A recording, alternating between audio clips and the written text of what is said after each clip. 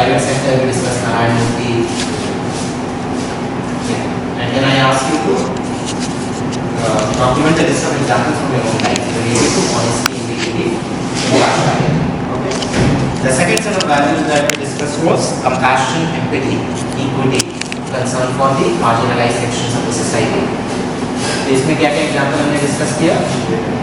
Vivekananda, Gandhi talisman, okay, Ishwar Chandra Vidyasagar, Purushottam Das Tandon and Radhakrishnan, okay. Then from the civil society we discussed Mother Teresa, Baba Amte, Prakash Amte. From the private sector we discussed Azim Premji. है ना? इतने सारे examples discuss किए. Okay, next set of values is fearlessness and patriotism.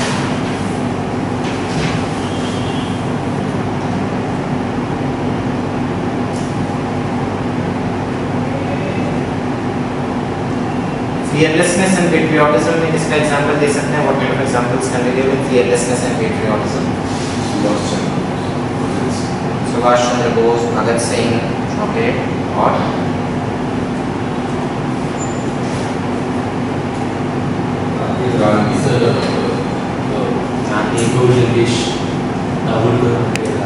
Gauri Lankesh, Dabholkar, Mandela, SHFJ Manekshaw.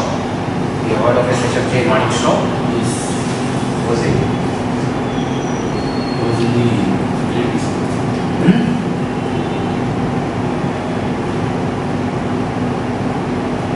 He was India's first field marshal. Field marshal is the highest position and one can achieve in the armed forces. Okay, so it is above general.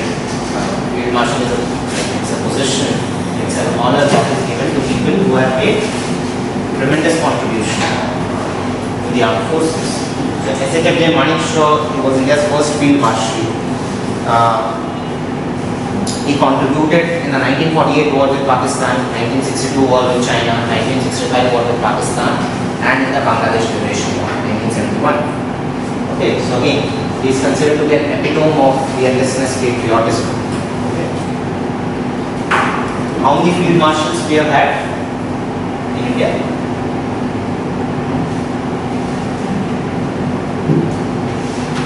We have had two field marshals, SHFJ Manekshaw and General Cariappa. In fact, there is a very famous quote of SHFJ Manekshaw which he made during the Indo-China War, 1962. He said that there shall be no withdrawal without written orders, and such orders shall never be issued. Okay, so he is very famous for his fearlessness and patriotism. इसके अलावा you can give examples of few whistleblowers. Okay, fearlessness and you understand whistleblowers? Indian context. They are there, so they are in the international context. In the Indian context, we have had few whistleblowers such as S. Manjunath and Satyendra Dubey. You have heard of these people? S. Manjunath and Satyendra Dubey.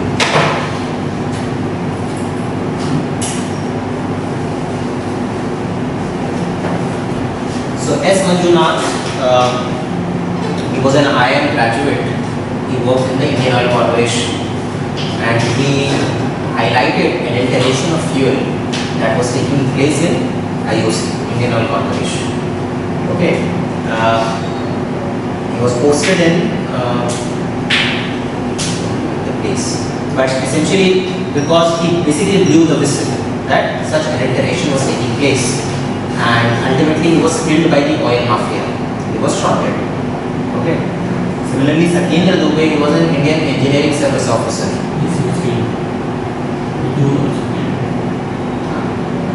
So Satyendra Dubey was an Indian engineering service officer. He was working on the Golden Quadrilateral project. You know the Golden Quadrilateral project? It was introduced during Vajpayee government times. Okay. And again, he had highlighted corruption in the Golden Quadrilateral project, and he was working in Jharkhand, and he was also shot dead, okay, by the contractors who were involved. Okay, So these two, in the Indian context, these two people are considered to be example of whistleblowers who sacrifice their lives for the cause of the country. Okay, so fearlessness, patriotism में आप इन दोनों का example दे सकते हैं.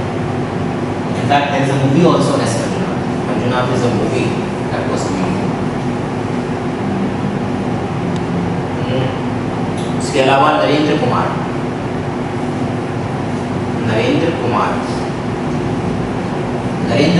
was an IPS officer of MP cadet. Okay, and he had started a campaign against illegal mining in Madhya Pradesh, and he was also killed by the mining mafia. Okay, so you can give examples of these people who sacrificed their lives for the cause of the country. Narendra Kumar, Satyendra Dubey, S. Manjunath. Plus, create a list of examples from your own life regarding fearlessness and patriotism. Again, you don't need to think about big things. You don't have to sacrifice your life. Just small acts of courage, small acts of fearlessness, or small acts of patriotism. And you can be patriotic in your own way. You don't need to be part of armed forces or do something big. Doing small things, contributing in such Bharat Abhiyan. Okay, these small things you have to quote examples from your life. Patriotism basically means contributing in the nation building process. What small things you have done in your life, you just document them.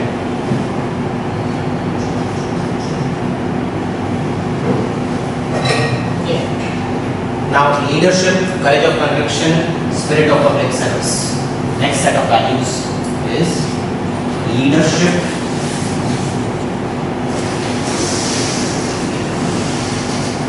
courage of conviction,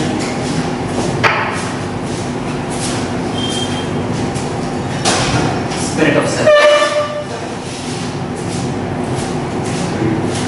Spirit of service. Spirit of service. Okay. इसमें क्या क्या examples दे सकते हैं? Vikram Sarabhai, Homi Jahangir Bhabha,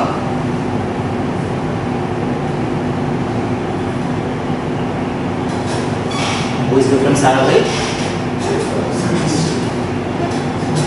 Father of India's space program, and the entire space program was conceptualized by him in the 1950s. Homi Jahangir Bhabha, father of India's nuclear energy program. Okay. So again, in fact, these two people are extremely important in the context of like post-independent history of India. These two people have contributed immensely. Our space program, our nuclear energy program basically are the brainchild of these two people. In fact, if you analyze like the development of science and technology in our country, okay, we have made tremendous progress in two fields, in space energy and in nuclear energy. So in the field of space, we are one of the world leaders. Okay, we are comparable to all the developed countries, US, Russia, China, Western European countries. Okay, India stands at the top of the hierarchy when it comes to space technology. Similarly, on the nuclear front, okay, we have two kinds of nuclear program: civilian nuclear program and the nuclear weapons program. So in both these fields, again, India is one of the world leaders. Okay, our nuclear weapons program is entirely indigenously developed. Nobody has helped us. In fact, we faced, when we were developing our nuclear energy or nuclear weapons, we faced resistance, we faced boycott from the international community. But yeah, but in spite of all those things, we have been able to develop our nuclear weapons. Similarly, on the nuclear energy front, civil nuclear program front, we have done reasonably well.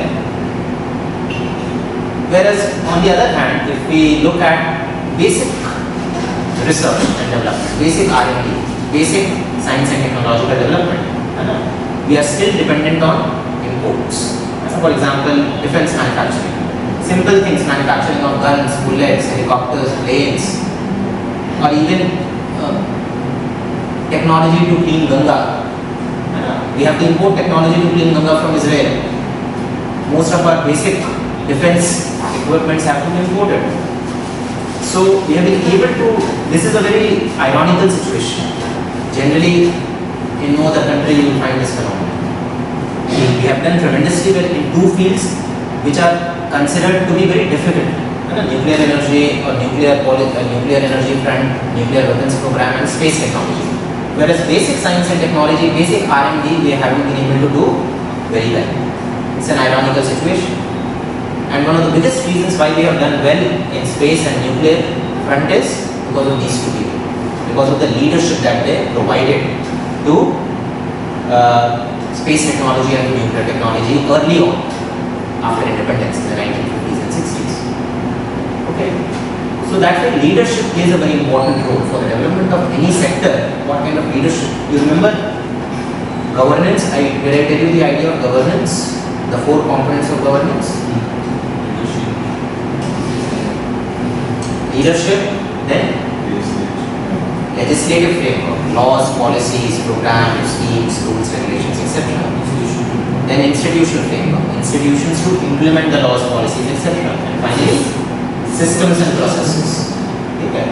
Leadership, if you have to analyze the governance of any sector, I was space or nuclear or health or education or any sector, okay, always think in terms of these four components.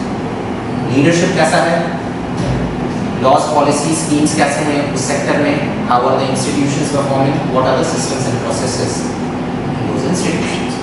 ठीक है, you will get all the answers. Okay, so leadership basically sets the tone. Okay, it is the most important factor for the development of this. So Sarabhai, Neeraj Bhabha, then M.S. Swaminathan and P. Chidambaram Subramaniam. C. Subramaniam, M.S. Swaminathan.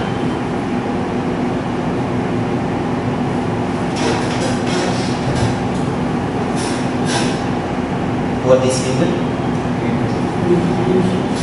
They spearheaded the Green Revolution in India. Who was Chidambaram Subramaniam? C. Subramaniam was the agriculture minister at that time. And M.S. Swaminathan was the brain behind Green Revolution in India. Okay.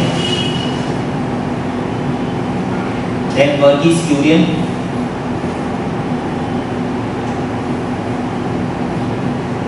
Verghese Kurian, father of Operation Flood. Okay, White Revolution. Okay. It was because of his efforts that from a milk deficient country, India became the largest milk producing country in the world.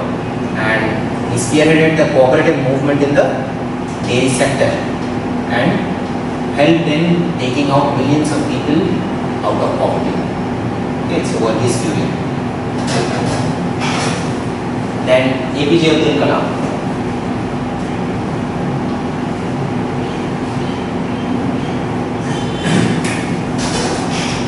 So APJ Abdul Kalam again. Abdul Kalam is somebody who you can quote in a number of answers. He is a very quotable personality. Okay.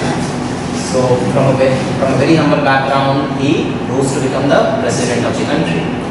He was the man behind India's missile program. Our integrated guided missile development program was his brainchild. Okay. Similarly, he contributed a lot to India's space program also in development of launch vehicles. The SLVs, PSLVs, these have been developed where Kalam also played an important part. And as a president, he was very popular among the people. He was known as people's president. Especially among the youth, he was very popular. Okay. In fact, if you have time and interest, you should read the books of Kalam. Vision 2020, Wings of Fire, Ignited Minds. Okay, these are very good books, not just for general reading, for UPSC also they help a lot. Somewhere or the other, either in essay or an interview. Okay. So these are very good books which you should read. Okay. So Abdul Kalam.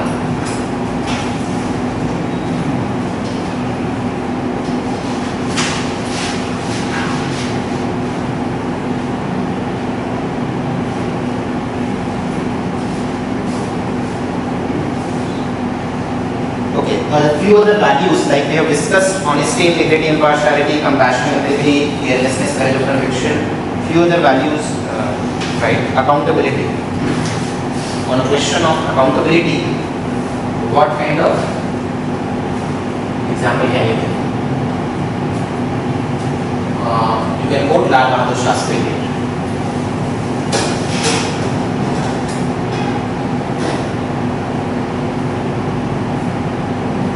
So when Lal Bahadur Shastri was the railways minister in 1957, okay, and the railway accident took place, he took moral accountability for the accident and offered to resign. Okay, so in any question on accountability, you can quote his example. Another example that you can quote is recently, an incident happened very recently. There was this British member of parliament called Lord Bates. You have heard of him? Lord Bates. So he is a British MP, and what happened was he arrived in the parliament few minutes late, I think 10-15 minutes late, and in that time another minister or another member of parliament asked some question related to his ministry. Okay, so he was not there to answer the question, so he took moral responsibility for his absence from the parliament and offered to resign. Okay. I don't know whether it was a publicity stunt or whether he actually intended to resign, but again, on any question on taking, see, public servants ke liye, they have to take accountability or they have to take responsibility for their acts. Okay, so in contemporary times, this is one of the examples that can be quoted, that a British MP, he was just late by a few minutes, and he took moral accountability for his absence in the legislature because he was not able to answer a question related to his ministry and offered to resign. Okay, so such standards are required from Indian public servants also. Okay, so you can quote Shastri and Lord Bates on any question related to accountability. Then tolerance.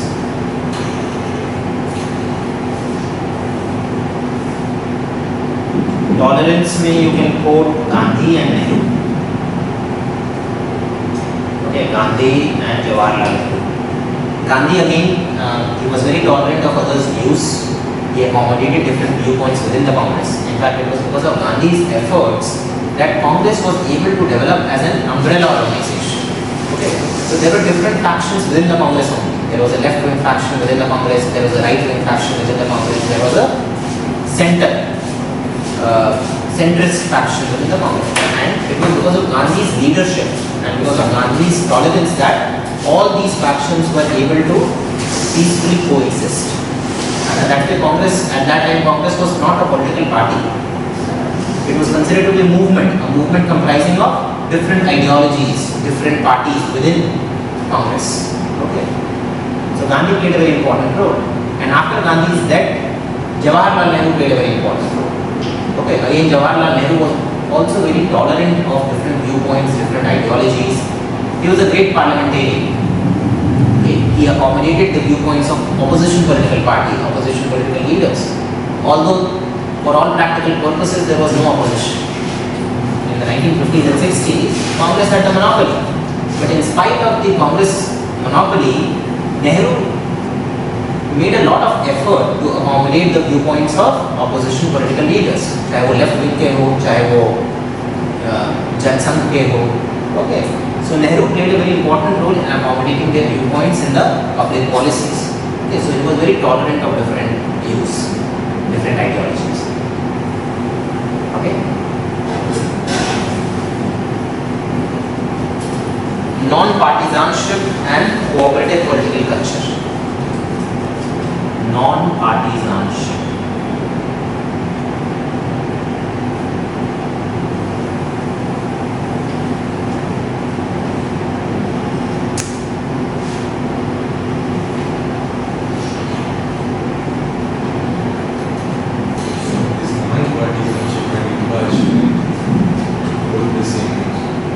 Non-partisanship is used in the context of functioning of politics. There are different parties. So non-partisanship means that political leaders need to rise above their party interests and work in larger public interests. Okay. non-partisanship or multi-partisanship we get that. Different parties should cooperate with each other. Okay. So if any question comes on non-partisanship and political, cooperative political culture, something on politics, political culture, okay. For example, one question had come in UPSC that ethics and politics do not mix easily, something like that. Okay. So in such questions you can, what kind of examples you can give to show that ethics and politics can work together? And we have had examples of political leaders who have risen above political interest or party interest and work in larger public interest. Okay, cooperative political culture examples are given in such questions. So you can give the example of Nehru again. Okay. So Nehru again, as I told you, he made a conscious effort to engage with different parties. Okay, he always put public interest over interest of Congress party. Okay. In fact, there were lots of personal ideological differences between Nehru on the one hand and Vallabhbhai Patel, Rajendra Prasad, Radhakrishnan on the other. For instance, Patel and Nehru, nowadays a lot of debate takes place. It has become very fashionable to criticize Nehru, and it has become very fashionable to say that had Patel been the Prime Minister of the country, India's history would have been different. Okay, but again, and there were differences of opinion between Patel and Nehru. Okay, Patel was a very different personality, Nehru had a very different personality. The ideologies were different. Patel belonged to right wing within the Congress, Nehru belonged to the left wing within the Congress. But in spite of these differences, both of them had highest respect for each other. Okay? In fact, you should read the letters that Patel and Nehru had written to each other. They are there, you will find on the internet. Okay, Patel had the highest respect for Nehru, and some people say that it was because of Gandhi that Nehru became the Prime Minister. Otherwise, Congress wanted Patel to be the Prime Minister. It's not true. In fact, Patel himself wanted Nehru to be the Prime Minister. Okay, in one of his letters, he himself says that.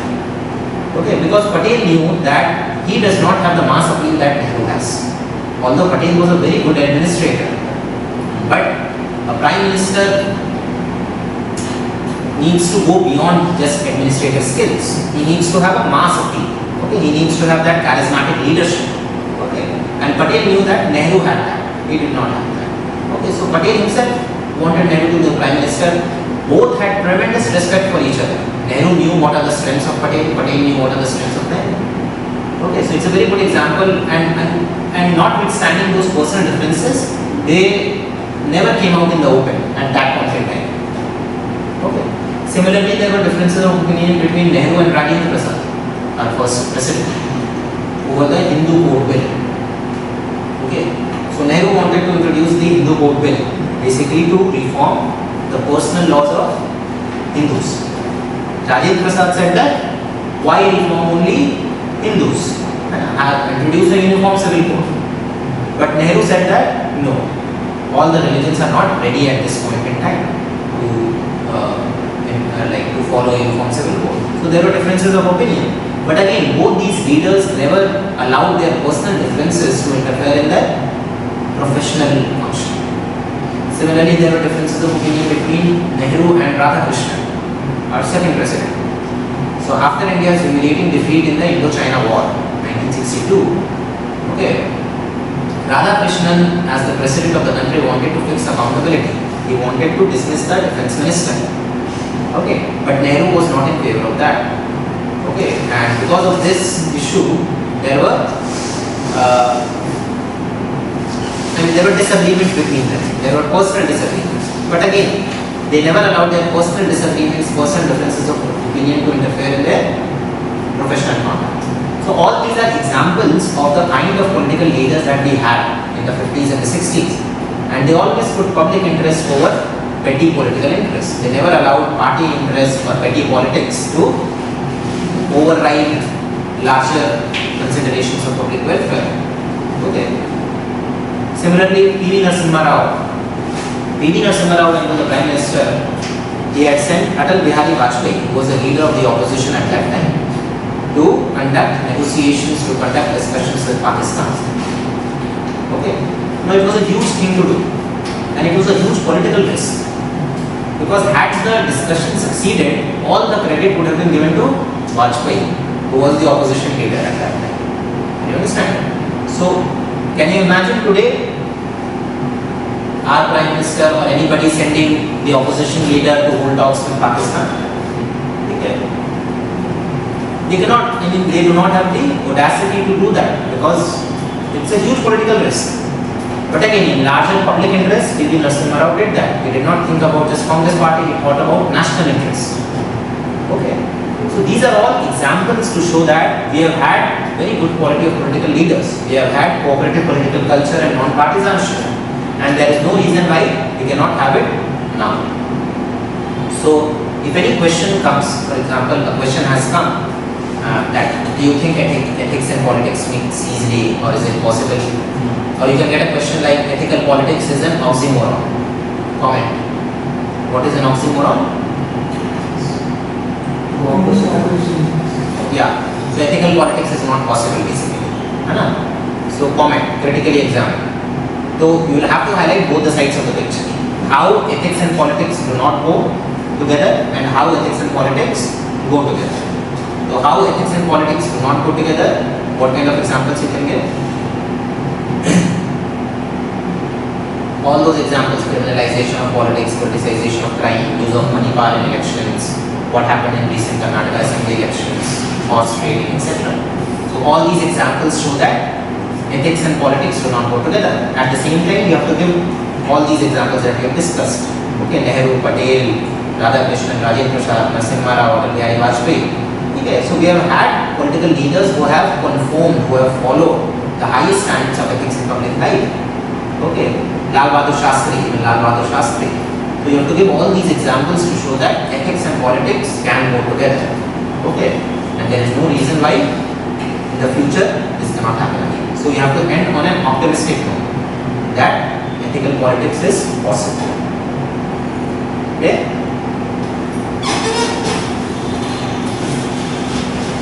Okay, now let us discuss administrators, civil servants. Again, civil servants, the examples are very important. Generally, people do not read much about civil servants. They read about thinkers, philosophers, but civil servants they miss. Okay, so we'll be discussing a lot of examples of civil servants who have contributed to the nation building process since independence. Okay. First, V.P. Menon.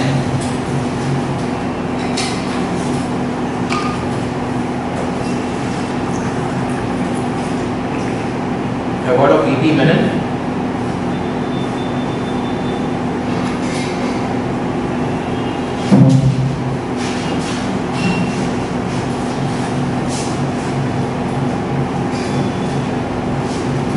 V.P. Menon was the secretary of Vallabhbhai Patel. Okay. After independence, Vallabhbhai Patel was the Home Minister, he was the Home Secretary. And he played a very important role in the process of integration of princely states. So Patel was the political face and V.P. Menon was the administrative brain behind integration of princely states. In fact, V.P. Menon was the constitutional advisor and political reforms commissioner of the last 3 viceroys of India. Okay, and he also played an important role in the process of partition. V.P. Menon. In fact, the relationship between Patel and V.P. Menon is a very good example of what kind of relationship should exist between a minister and a civil servant. And a minister-civil servant relation we will study, we will read when we discuss civil services. But just keep in mind that the relationship between Menon and Patel was a very good example, was an ideal example of how a relationship between minister and civil servant, minister and bureaucrat should be. Okay. V.P. Menon. P.N. Upsc. Next is P.N. Upsc. H-A-K-S-A-R. Who is P.N. Upsc or who was P.N. Upsc?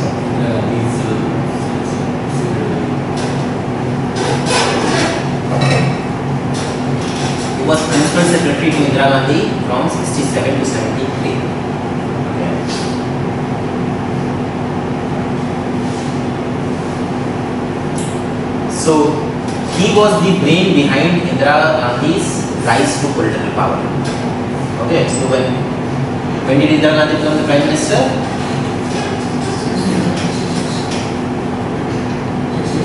66. Okay, after Lal Bahadur Shastri died in Tashkent. And at that time, K. Kamaraj was the Congress president, Tamil politician, and he wanted somebody who he can control.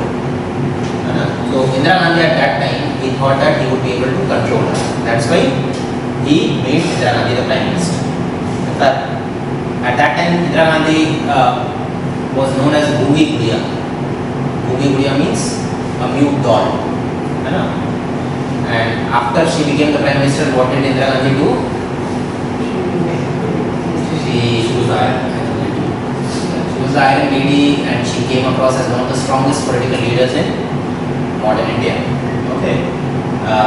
She in fact split the Congress. After Indira Gandhi came to power, Congress was split. One faction was led by K. Kamaraj, another faction was led by Indira Gandhi. And she took a number of important landmark decisions. Okay. For example, nationalization of banks, abolition of privy purses. You understand privy purses?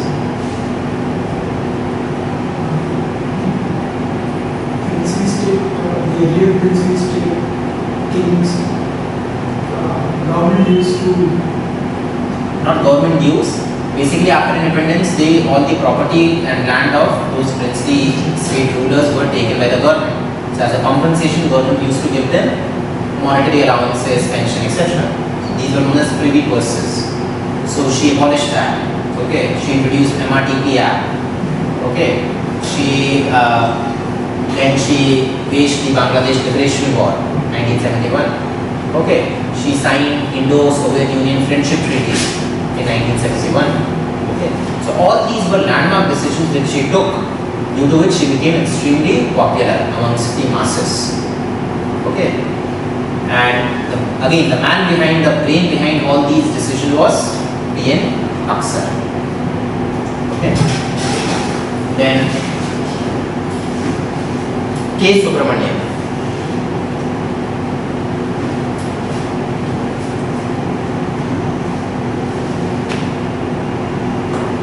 K. Subramaniam, he was the man behind our nuclear security doctrine. Okay, nuclear security as well as our national security doctrine. Okay. So, what is our nuclear policy? No first use. For peace. No first use, minimum credible deterrence. Okay, our nuclear weapons are only for creating minimum credible deterrence. Okay, so this policy was conceptualized by K. Subramaniam. Okay, he was the person behind formulating our national security and nuclear policy doctrine. And he was also the person behind setting up of IDSA, IDSA. You heard of IDSA? It's a defense policy think tank, an Institute of Defense Studies and Analysis. Okay. In fact, IDSA is a very good source for internal security, paper 3. Internal security, paper 3 and various internal security issues. You can go on the website of IDSA, you can find various papers and publications and articles on India's internal security challenges. Then S.R. Sankaran.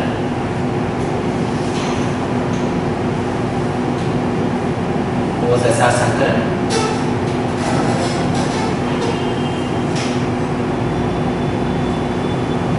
S.R. Sankaran, he was an IAS officer of Andhra Pradesh cadre, AP cadre के थे, and he is known as ideal people's IAS officer. Okay. He devoted his entire life for the cause of upliftment of Dalits and tribals. Okay. He was instrumental in passing of Bonded Labour Abolition Act 1976. Okay. He was instrumental in passing that act. Okay. He played an important role in introduction of SC/ST sub-plan. So we have something called SC/ST sub-plan.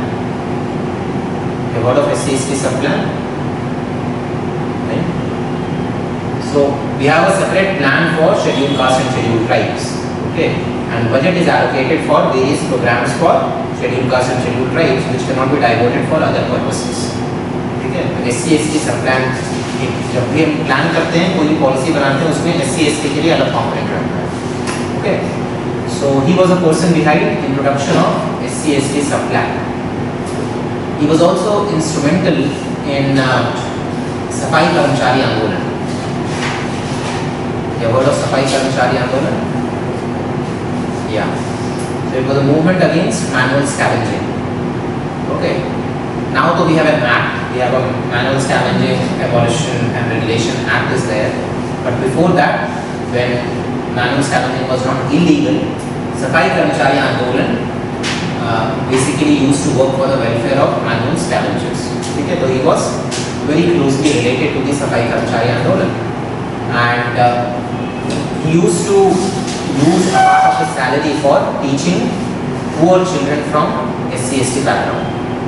Okay, when he was working, even after his retirement, he continued to do so. Okay, from his pension, he used to use a part of his pension for teaching poor children from SC ST background. Okay, so SR Sankaran is considered to be an ideal people's highest officer, how a civil servant should be. He devoted his entire life for the cause of public service. Okay. Again, SR Sankaran is somebody who can be quoted at a lot of places. SR Sankaran हो गए, then GR Khairnath.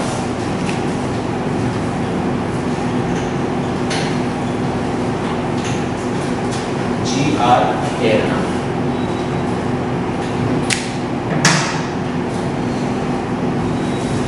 He was the former Deputy Commissioner of BMC, Bombay Municipal Corporation. Okay. And he was known for his fearlessness and uprightness. Okay. So he had started a campaign against illegal encroachments, illegal construction of buildings in Mumbai, and that's why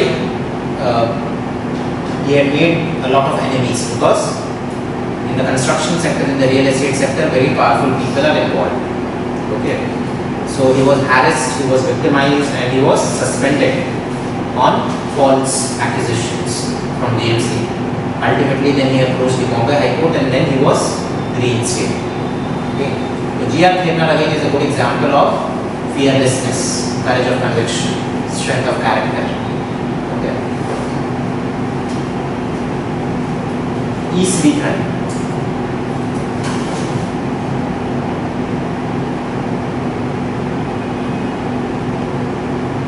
The word of Sridharan, you must have.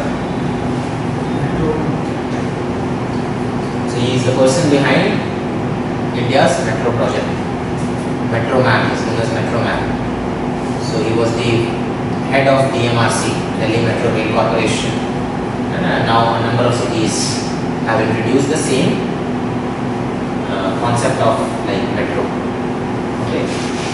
So again, Sridharan is considered to be an epitome of spirit of service, punctuality, discipline, and hard work. Okay. So he was an Indian. He is an Indian Engineering Service Officer, IAS officer, and he was also the person behind development of Konkan Railways. Konkan Railways, you know, along the Western Ghats, Maharashtra, Goa, Karnataka, Kerala. Okay, it is considered to be an engineering marvel. Konkan Railways. Very tough topography is there, very difficult terrain is there, and he was able to sort of conceptualize the entire project. Okay, in fact, as far as hard work and punctuality and commitment to service goes, there is an anecdote. Okay, when once he was given the task of installation of a bridge, okay, and he was given 6 months for that. But such was his like dedication to public service that he completed the work in 46 days. Okay, so again, he is considered to be again a very good example of discipline, hard work, punctuality, commitment to public service. Okay, Sridharan. Or on DN Session and Vinod Rai. DN session. You have heard of tea in session?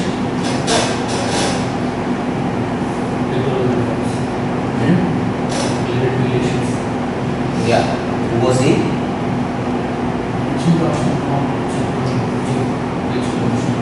Yes. He was the Chief Election Commissioner in late 1980s and early 1990s. Okay. And at that time, Election Commission used to have just one member.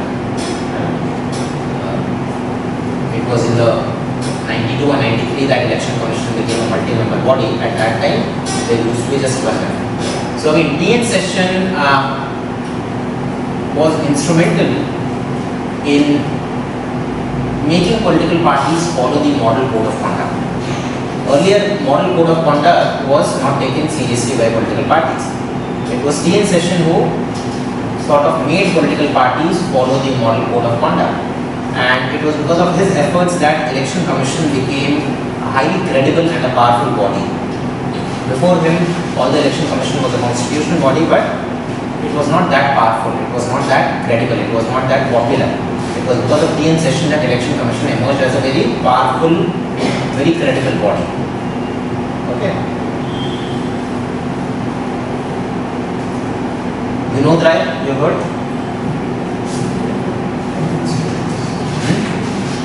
Who is Vinod Rai? CAG. Former CAG. And he was the person behind publication of some of the landmark CAG reports. Okay, 2G spectrum report, Commonwealth Games report, whole block allocation report. Okay, report on Air India. All these landmark reports had come during his tenure as the CAG of the country. Okay, again an example of fearlessness, courage of conviction, strength of character, etc. Because there was a lot of political pressure on him, and in spite of that, he came out with these reports which helped in bringing about transparency and accountability in governance. In fact, again, he made the institution of CAG popular. Before that, CAG was not. CAG as an institution, very few people knew about it. Okay. It was because of Vinod Rai that CAG became very popular amongst the masses. People started knowing and talking about the CAG. Okay? Vinod Rai. Okay. Now let us discuss few of the contemporary IAS IPS officers.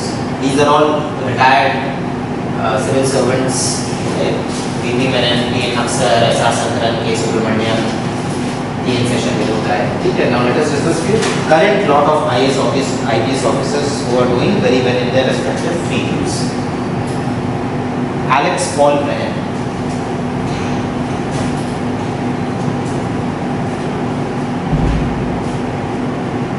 Heard of Alex Paul Menon?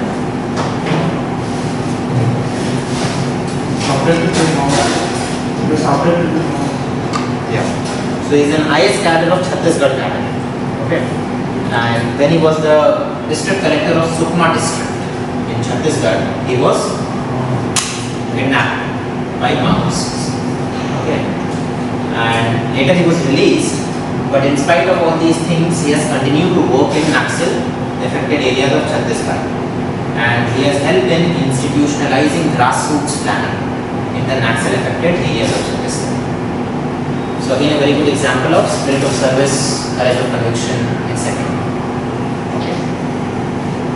Alex Paul Menon. N. Prashant. N. Prashant कौन है?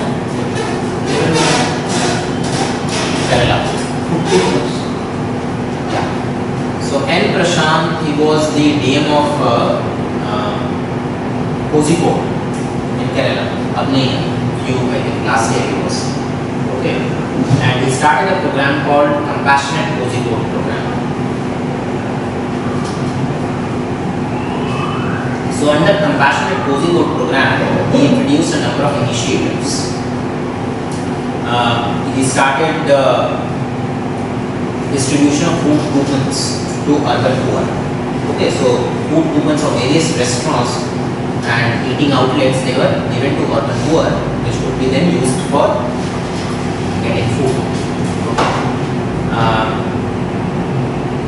Then he started an initiative called Operation Sawari Giri. Sawari Giri. Sawari Giri basically to provide security and dignity to people using public transport. Understand Sawari? Sawari, those who use public transport. Sawari Giri. Okay, to provide dignity and security to people using public transport. That food coupon program is known as Operation Sulaimani. Okay, distribution of food coupons to urban poor. It is known as Operation Sulaimani. Okay, and plus he has very effectively used Facebook for grievance redressal. Okay, so he has used Facebook for interacting with the citizens of his district for addressing their grievances. Okay, he has lakhs of followers on Facebook. So again, it's a very good example of how social media can be used in governance. Typically, मैं आपको पढ़ना है social media ये सब के बारे में. So again, you have to give these contemporary examples how current lot of civil servants are using social media for making an impact in governance. Okay. So N. Prashant is a good example. Then Armstrong Palming.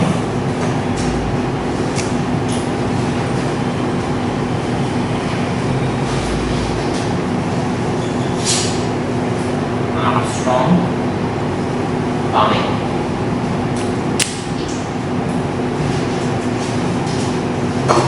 Armstrong Palming is a Manipur cadre IAS officer. Okay, and he is known as Miracle Man in Manipur. Okay, basically he built a 100-kilometer long road without any government support. Okay, he used his own savings and he raised money through crowdfunding and social media ke through and from other sources he raised money and he built a 100-kilometer long road in one of the remote regions of Manipur. So he is extremely popular in Manipur. Again, these are very young IAS officers. अभी 4-5 साल पहले के batch के होंगे. 2007, 8, 9, 10 सब उसी range के. They are not old IAS officers. Okay. Armstrong Palming. Raju Narayan Swamy.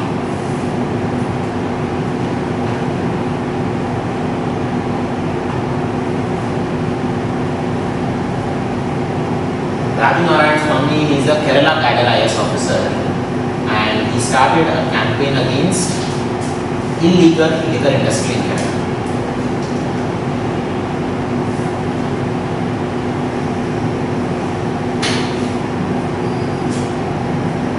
Okay. In fact, there is an anecdote from his life that when he was a DM, he came to know that the wall of the house of his father-in-law was built on public land. Okay. His father-in-law's house, the wall of that house was built on public land.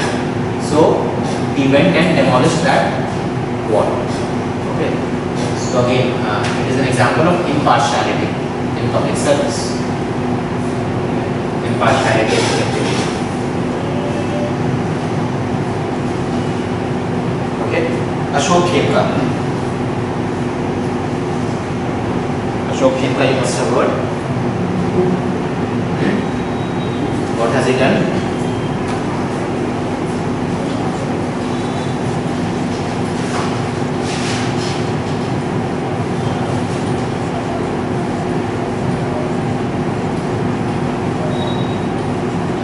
He is a Haryana cadre IAS officer and he has been instrumental in exposing irregularities in various land deals in Haryana.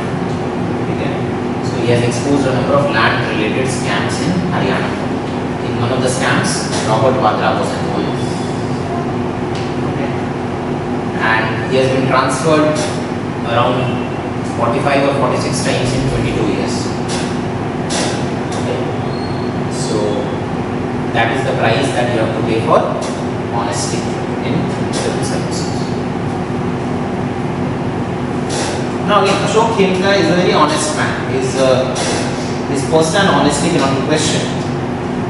But again, when you are in public life, you cannot behave like an activist. When you are a civil servant, you need to make a distinction between a civil servant and an activist. Although he is a very honest man, but generally what he does, that whenever any irregularity is taking place or something wrong is happening, what he does, he goes to the media. He starts saying things which he should not say. Now, see, there are irregularities which will take place in whichever organization you will work. There would be corruption, there would be irregularities. There is a way to deal with them. Talking to the media is not going to solve the problem. What will happen? You will be transferred, and the new person who will come, he will become part of the system, and the wrongdoing will continue to take place. So personally also you would be harassed, you will be transferred, you will be victimized, and from the larger system's point of view also, nothing substantive is going to take place. Okay, you have to be in the system to change the system. So when you are a civil servant, you have to deal with these issues very tactfully, very diplomatically. Okay, there is no point coming out in the open and talking to the media, criticizing everybody. You have to find ways and means. What are the options within the system, within the organization to address these issues? So again, although he is a very honest man, but the means that he uses, I am not sure.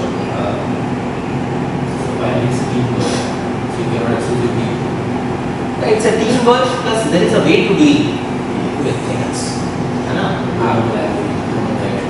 What kind of language you speak, what are the means that you are adopting. As civil servants, we are not supposed to talk to the media. It's part of our conduct rules. Okay. So whatever irregularity is there, whatever corruption is taking place, there are ways and means to deal with them. Yeah, that's what I'm saying. It's on the basis of my personal experience only I'm saying. That internally you will find a lot of ways and means to address these issues. Okay. You are not a revolutionary, you are a government servant. Okay, so try to understand your role. Okay, there is a way to deal with things. You will understand these things when you become part of the civil service. As and when you become part of the civil service. Okay. Next, K. Gopinathan.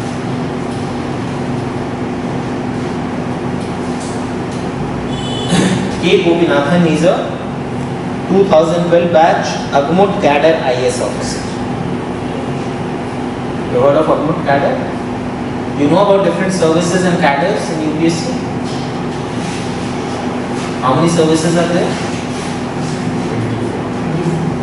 How many cadres are there?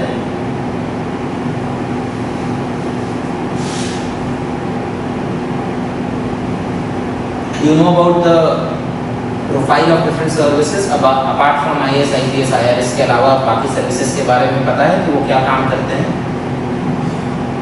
If you become part of those services, what is it that you have to do? You know. See, these things generally people ignore. So after you qualify prelims, you'll have to fill your DAF, detailed application form. And in your DAF, you have to rank different services, you have to rank different cadres.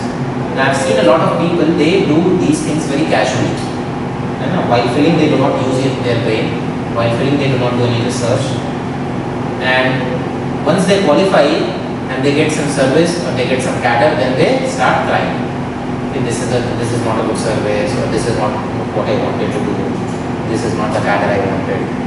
So, service and cadre fill these very carefully after doing a lot of research. Because this year, how many seats are there? 782 or 792 there. Okay.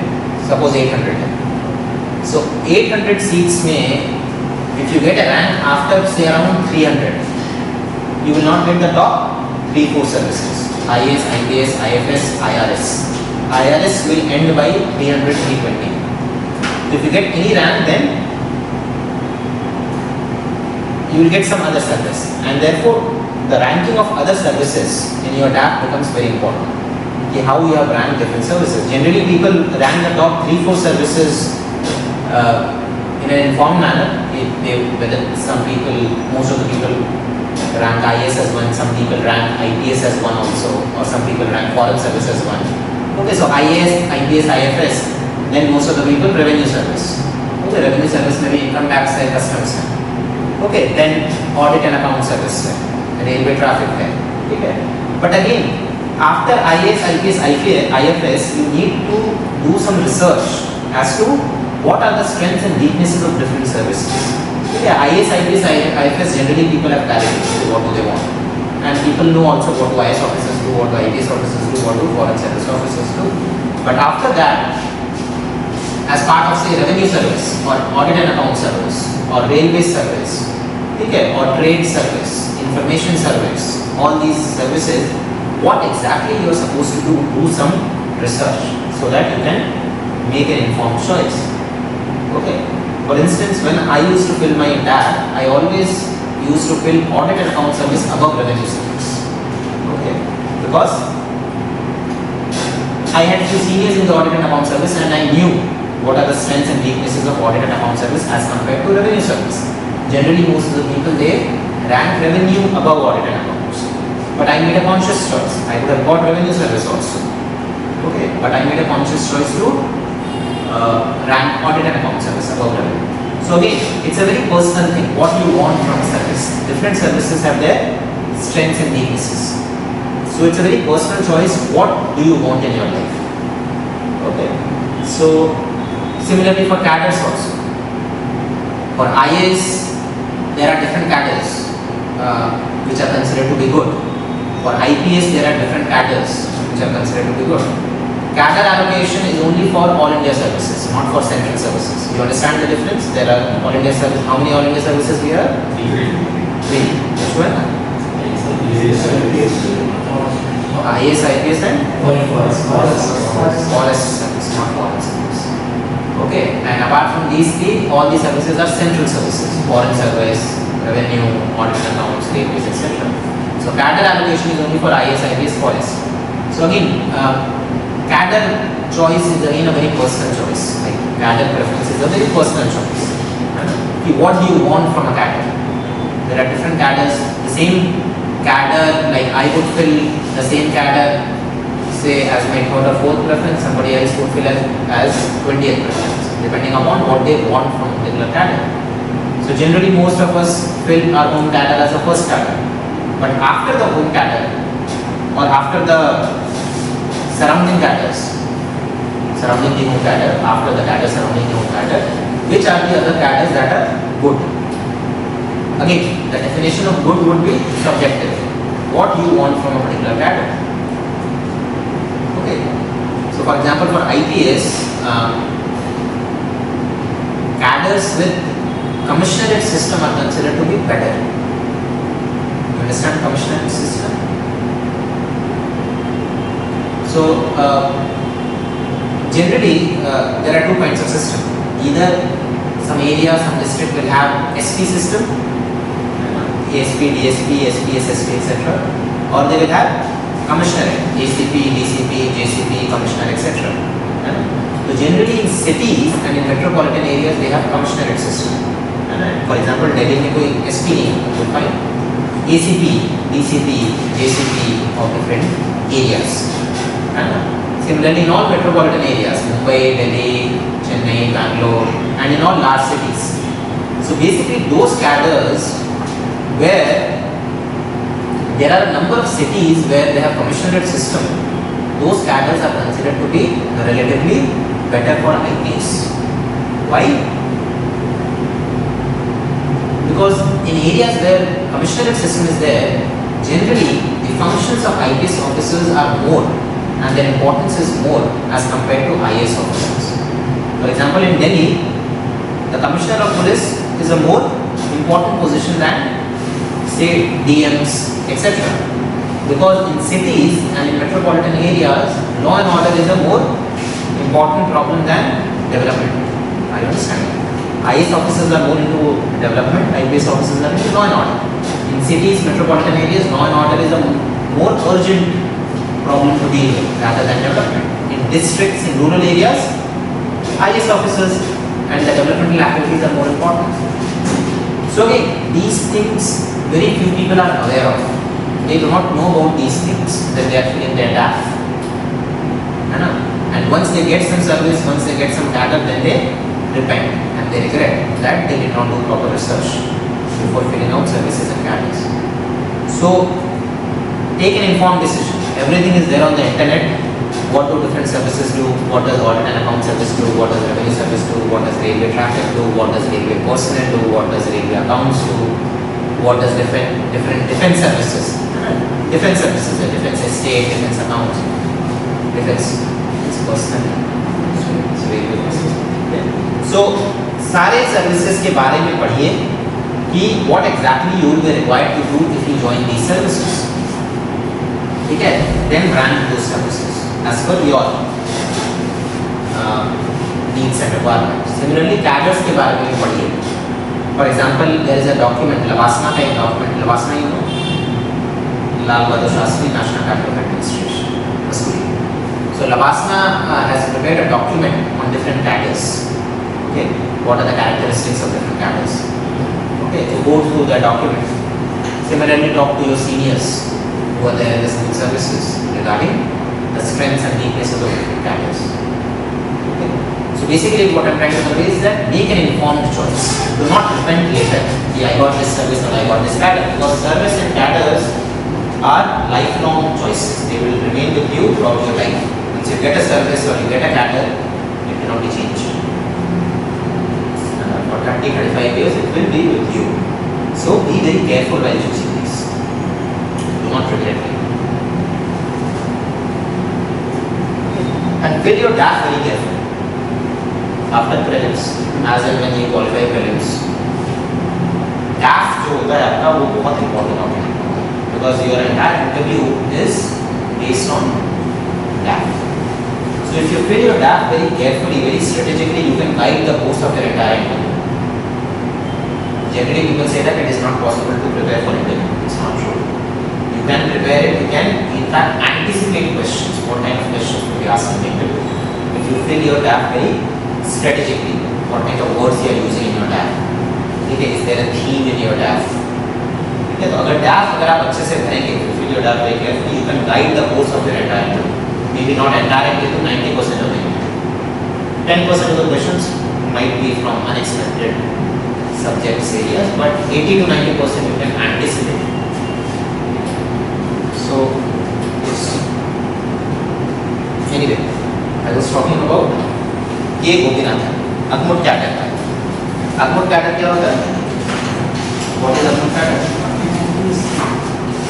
और क्या है AGMUT cadre? What is the full form of AGMUT? AGMUT.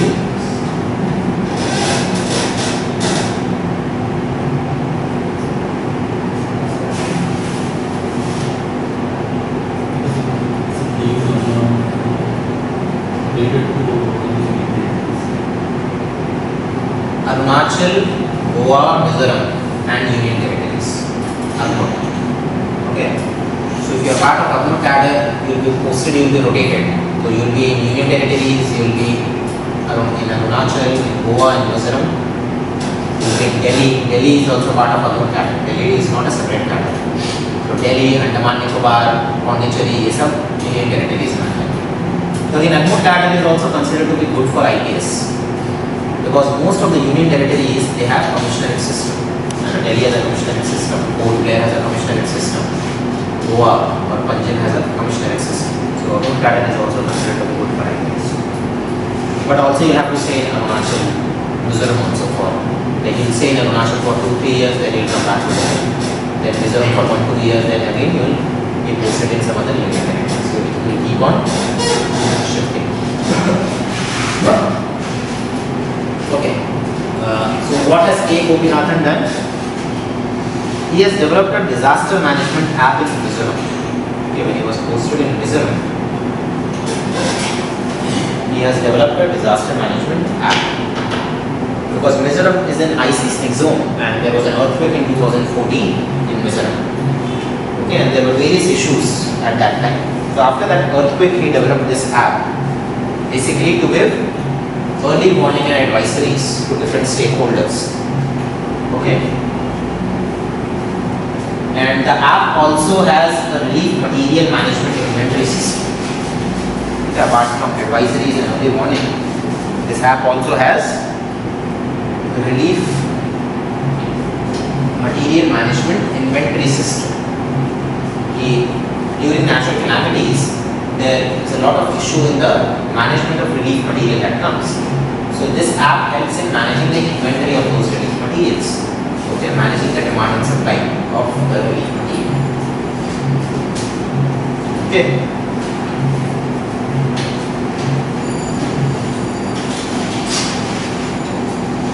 And the last example that we discuss is PV Anupama.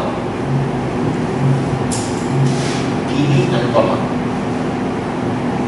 So, as the Food Safety Commissioner in Kerala, she is an IAS officer, and as the Food Safety Commissioner in Kerala, she started a campaign against adulteration there. She started a campaign against adulteration, and she also started a campaign motivating people to cultivate vegetables in their own backyard. Cultivate vegetables in their own backyard. Okay, and after the success of this campaign which she started, it was adopted, it was replicated on a statewide scale. The other districts also adopted this campaign. Okay, and over a period of time, in the last few years, Kerala earlier used to import around 70% of its vegetables from surrounding neighboring states. Okay, now it is importing only 30%. So its reliance or its dependence on neighboring states has come down because of this campaign which was started by PV Anupama.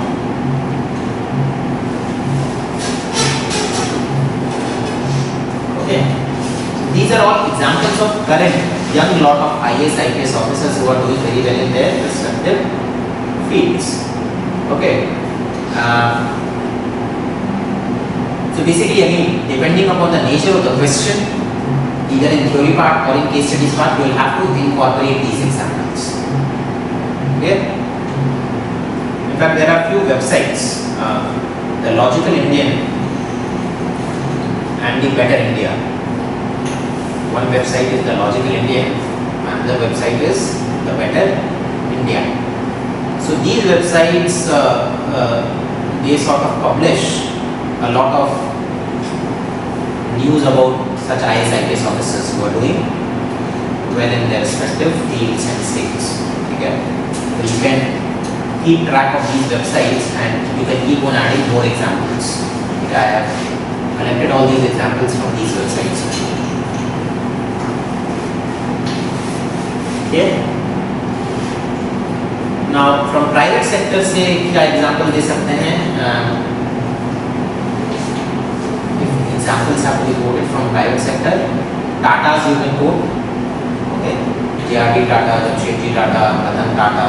Tatas are known for conducting business in an ethical manner. They are involved in a lot of charitable and philanthropic activities also. So we have Tata Cancer Memorial Hospital. We have Tata Institute of Social Science, Tata Institute of Fundamental Research. Okay. So in the education sector, the Tatas have contributed a lot. And plus Narayan Murthy, I already told you. Narayan Murthy and Azim Premji. So these examples can be quoted from private sector. Civil society say we have discussed few examples.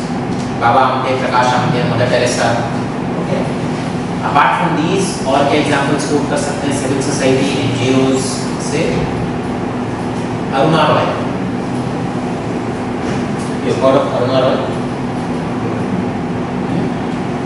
Who is she?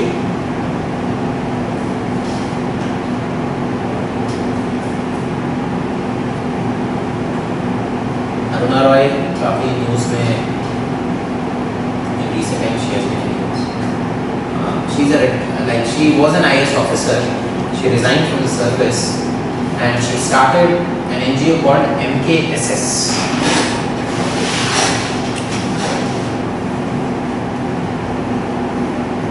मजदूर किसान शक्ति संगठन.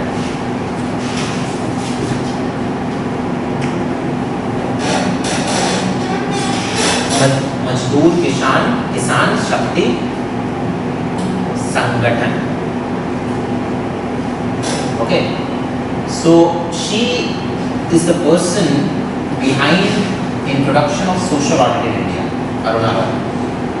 So MKSS and Aruna Roy, they basically started something called public hearings or Jan Sunwais to expose corruption in public works in Rajasthan. So MKSS basically mobilized people to conduct social audit of public works in Rajasthan. So social audit as an instrument of holding public servants accountable was her brainchild in the context of India. Okay, India it was introduced by her. RTI also, because of her efforts, Rajasthan was the first state in 2000 or 2001 to pass the RTI Act.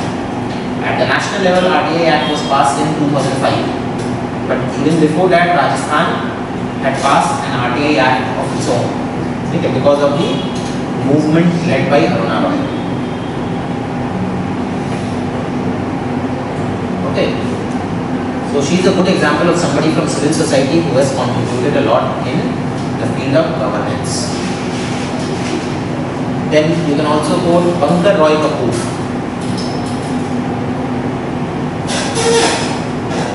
Pankaj Roy Kapoor. You heard of him? In fact, he is the husband of Aruna Roy, and he runs an organization called Barefoot College. Barefoot College.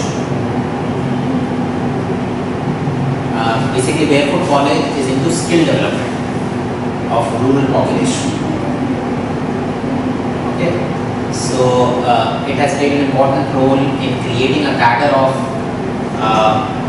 solar engineers, weavers, teachers, midwives, etc. So skill development in rural areas के field में काम करता है in Rajasthan again, Barefoot College.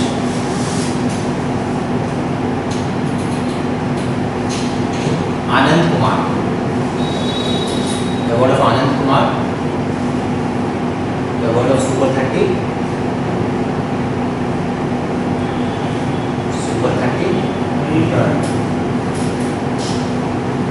So Anand Kumar is a teacher, and he runs an institute called Super 30, and wherein he gives free coaching to students from underprivileged sections of the society to compete in the IIT entrance examination. And since its inception, like he basically selects 30 students every year, and since its inception, on an average around 28, 29, sometimes 30 also, all 30 of them qualify for IIT. Okay, so again he is a very good example of somebody who has devoted his entire life for the cause of welfare of others. The movie is being made on Hrithik Roshan, Anand Kumar. I don't know how. I can't imagine Hrithik Roshan to be a poor person teaching poor children.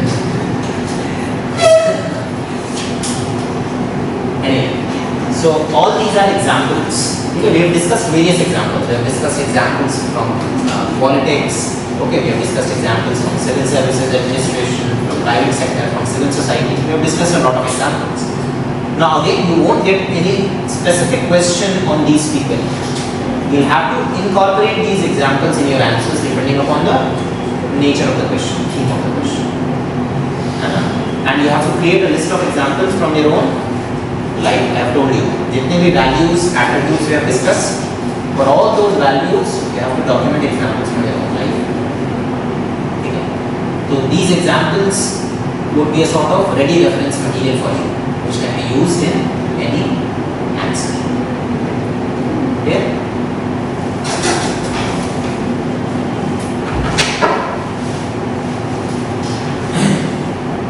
Okay. Now UPSC में I told you कि direct question does not come generally on any thinker philosopher, but a question had come: which moral thinker has inspired you the most? How have you inculcated his or her teachings in your personal life? It's a relatively straightforward question. You can write any moral thinker. Generally, people write Gandhi, Vivekananda, etc. You can write two तो यहाँ पर देखिए आप समझो which moral thinker has inspired you. So stick to one. And then you have to give examples from your own life, how you have inculcated his or her values. Okay? Any questions here? We are done with thinkers and philosophers.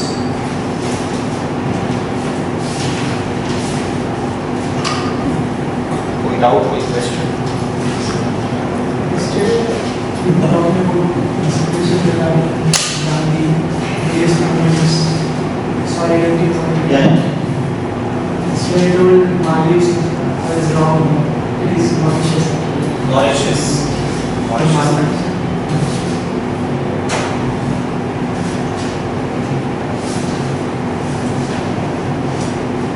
Okay.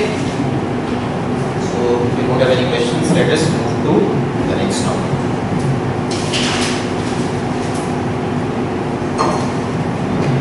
Indian ethics. So, Yes. 2016, question is this is Mahatma Gandhi's concept of 7 sins.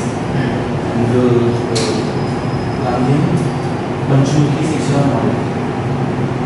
I mean, taken 7 sins in No, seven sins is a different. Seven sins is a different. Panchmukhi Shiksha is a different. Just Google it. Seven sins is a factual question. There is nothing to explain. These questions again, I have discussed this. In 2015 was an exceptional year. There specific questions were asked from few specific thinkers. Seven sins, Rawlsian theory of veil of ignorance, Max Weber के ऊपर question पूछा गया था. Okay. Generally, in all other years, you won't find any other question on particular thinker or philosopher. That's why 2015 was an exceptional year. Okay. 15 or 16? 16. Okay, 16. So, I do not expect that again specific questions would be asked for particular thinker or philosopher. Okay. But even if they are asked, I think जितने thinkers philosophers हमने पढ़े they are more than enough. अब Gandhi's concept of seven sins is a very particular thing. And if you have read about it, you will be able to answer it. If you haven't read about it, there is nothing you can do. Okay. Because these are very specific, precise questions. It's not about general Gandhian ideals and values. You know, there are seven precise points. In what did Gandhi believe? These are seven sins. You know, work without pleasure without work, और इस तरीके के साथ चीजें गांधी जी ने कही. Okay. So I don't expect that such factual questions should be asked in the future. But again, if you want to know, just Google it. What are the Gandhi's seven sins?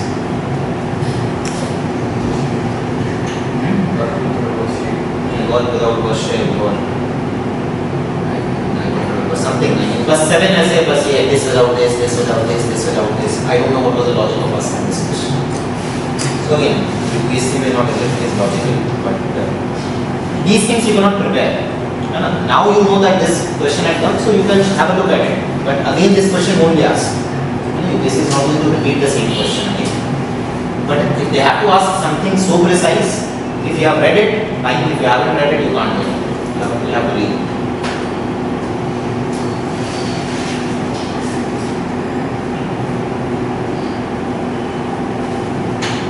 Okay, so let us start with Indian ethics.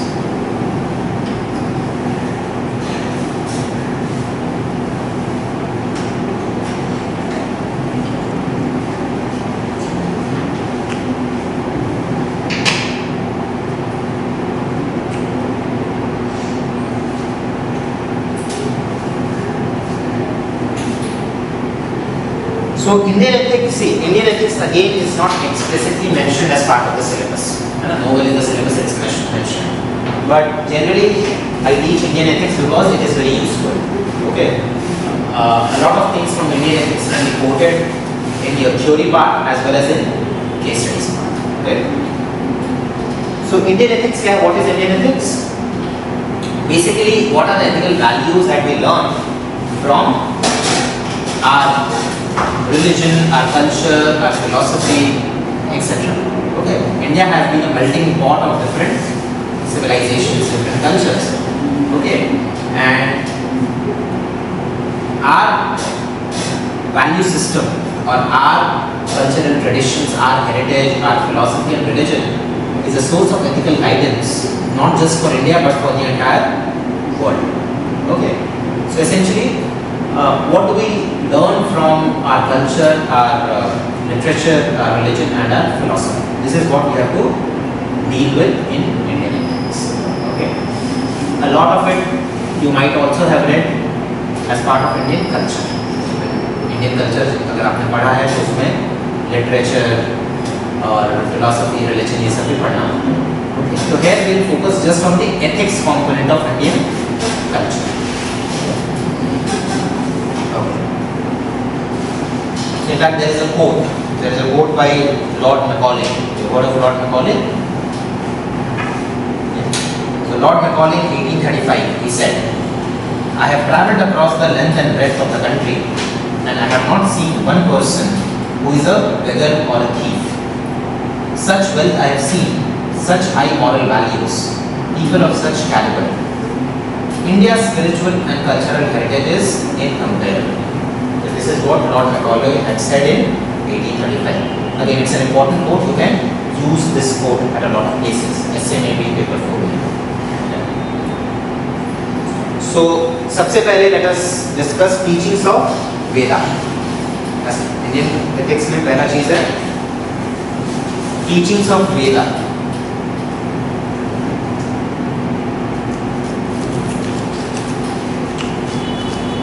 Rig Veda propounds the concept of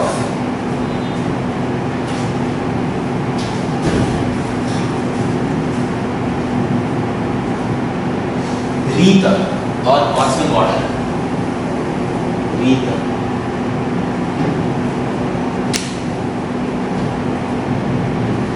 Rig Veda propounds the concept of Rita or cosmic order.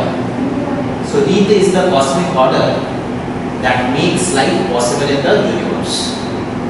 Okay. It includes Rita is the cosmic order that makes life possible in the universe. It includes virtues, duties,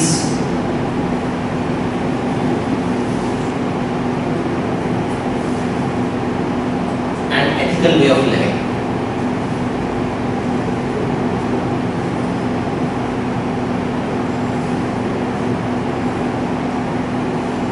Which is needed for maintaining harmony in nature and human society. Which is needed for maintaining harmony in nature and human society.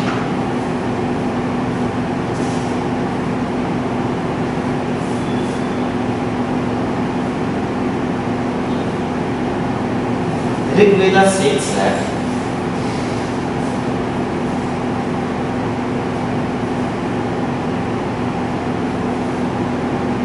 private good should be subservient to public good.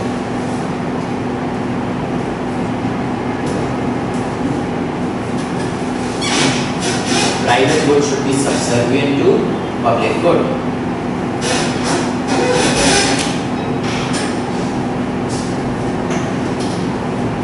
बहुजन हिताय बहुजन सुखाय. बहुजन हिताय बहुजन सुखाय.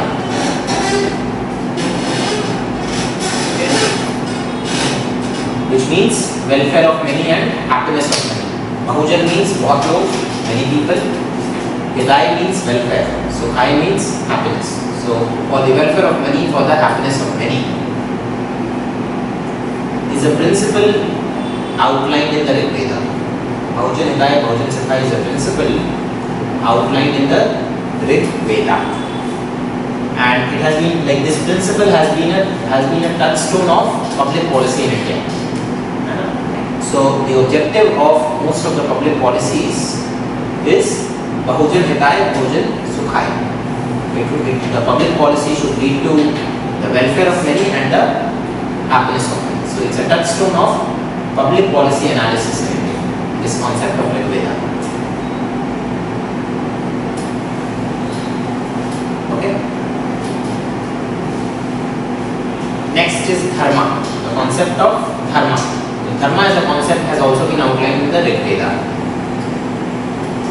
So dharma I think we have discussed. Dharma does not stand for religion, it stands for ethical way of living. It stands for moral obligations, duty. Dharma stands for moral obligations, duty and righteousness.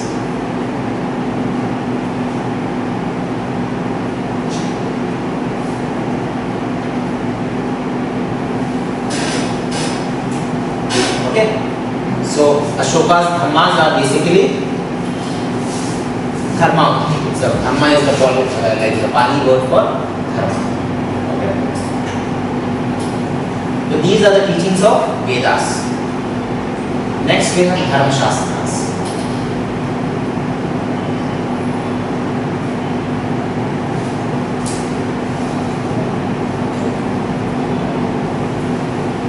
Dharma Shastras contain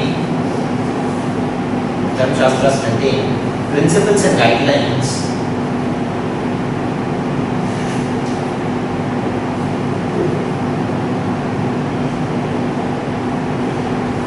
to be followed in personal and social life. Principles and guidelines to be followed in personal and social life.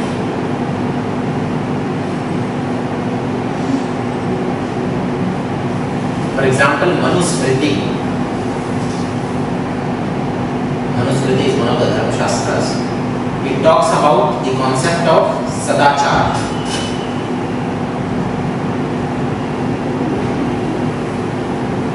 Talks about the concept of Sadachar, or Sadachar means good conduct, Achha Achar. Okay. It talks about the concept of Sadachar and teaches the virtues of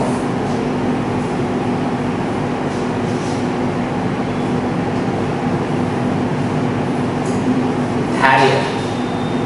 Dharya means patience. Shama. Shama means forgiveness. Dhamma. D-H-A-M-A. Dhamma. Dhamma means self-control. Akrodh. Akrodh means abstention from anger or anger management. And Dhi, D-H-I, Dhi means wisdom. Okay, so these are the virtues which have been outlined in Manusmriti, which is one of the Dharma Shastras. Okay. Upanishads.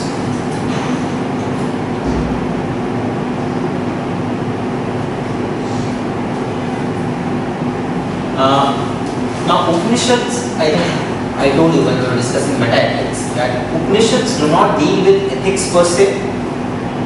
It deals with larger philosophical questions regarding the nature of human existence, the nature of universe, integration of Atman and Paramatman, and how to integrate the self with the universe.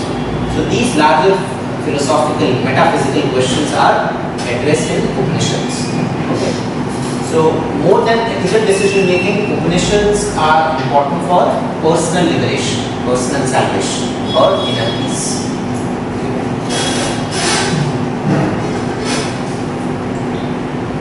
Bhagavad Gita.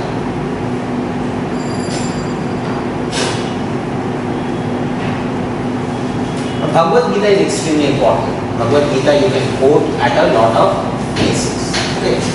So what are the values, what are the concepts that we learn from Bhagavad Gita? First, Nishkam Karma. The philosophy of Nishkam Karma.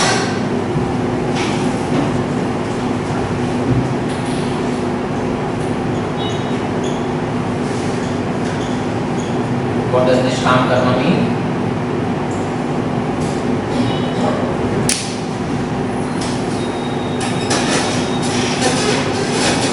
Basically doing one's duty without thinking about the consequences, without concerning yourself with the consequences. Okay, karmanyevadhukarasте ma phaleshu kadachana. Do your duty, do not think about the fruits of your action. Okay. कर्म योगा भी इसी को कहते हैं. निष्काम कर्म is also known as कर्म yoga. Okay.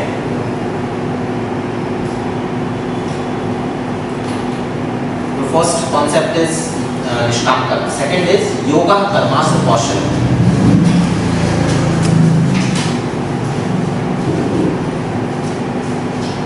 Yoga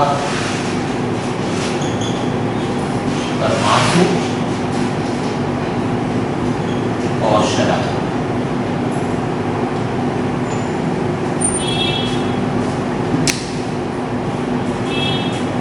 So according to Bhagavad Gita, in fact, in chapter 2 of Bhagavad Gita, Lord Krishna tells Arjuna that what is yoga? Yoga is achieving excellence at work. Yoga karmasu kaushalam. कर्म को कुशलता से करना. Okay? To achieve excellence in your work, that is yoga. Okay? Yoga is basically, a yogi never earns for the fruits of his or her action. Okay? A yogi is indifferent to success or failure. So we discussed about the concept of samatva buddhi. Okay? That is what this means. Yoga karmasu kaushalam. A yogi never earns, a yogi never concerns himself or herself with the fruits of action. They just focus on the duty, they just focus on the action. Okay? And they remain indifferent to success or failure. They maintain samatva buddhi. Okay? In fact, yoga karmasu kaushalam is one of the motto of Indian civil services. Okay? So, civil servants should just focus on achieving excellence in public life, on performing their duty, maintaining samatva buddhi, instead of getting influenced by the consequences or the fruits of the action. Okay. So, yoga karmasu kaushalam is another concept that can be quoted. And the last concept that can be quoted from Bhagavad Gita is lok sangraha, the idea of लोक संग्रह.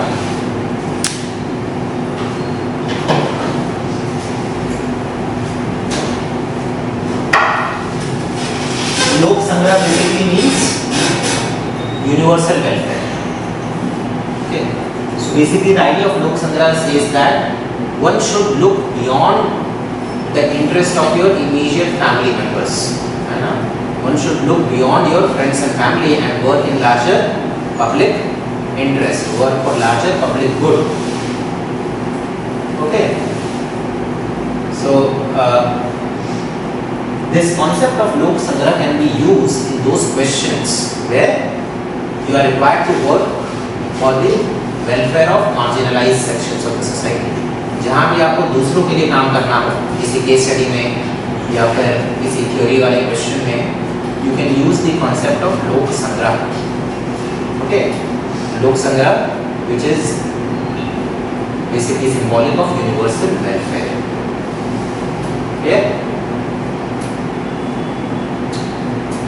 In fact, Mahabharata, apart from Bhagavad Gita, Mahabharata is also something which can be quoted at a lot of places. Have you read Mahabharata? Has any of you Mahabharata पढ़ा है कभी? So in fact, there is a very interesting exercise. You can do a character analysis of different characters of Mahabharata. And what are the ethical values that you learn from them? Okay, for example, what do you learn from Yudhishthir, what do you learn from Karan, what do you learn from Ashwatthama, Dronacharya, Bhishma Pitama. Okay, all these are very strong characters with grey shades. So in fact, Mahabharata, out of all the epics that we have, Mahabharata is the most interesting, most relevant for contemporary times. Okay, the kind of ethical dilemmas that the characters in Mahabharata face, okay, those are very relevant in present times, because those are the dilemmas that people face even at present. So it's a very contemporary, it's an evergreen epic. Okay, and in fact, when I was doing my MBA, we used to have, we had this session on character analysis of different characters of Mahabharata. What are the management lessons that we learn from different characters of Mahabharata. Okay, so it's a very interesting exercise. So in case you are interested in that field, okay, even poetics में भी काम आता है बहुत बार in giving examples different characters of Mahabharata. In fact, there is a book by Gurcharan Das, The Difficulty of Being Good. So in that book, he has done a character analysis of different characters of Mahabharata and what are the ethical dilemmas that they face and how they resolve those ethical dilemmas. Okay. So, अगर आपको interest है, in case you are interested, you can have a look. Next, Gita also teaches us, Bhagavad Gita meaning, Gita also teaches us to cultivate positive emotions.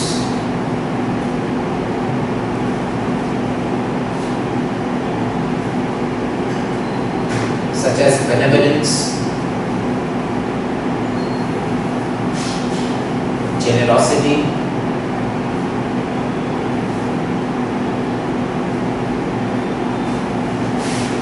devotion to God, etc.,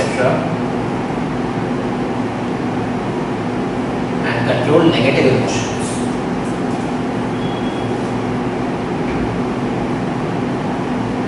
Such as anger, fear, lust, envy, etc.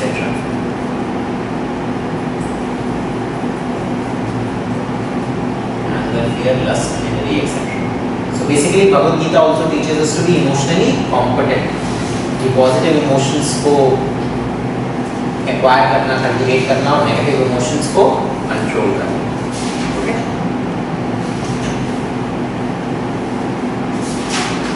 Comparison with Western philosophical thought. Comparison of Bhagavad Gita with Western philosophy.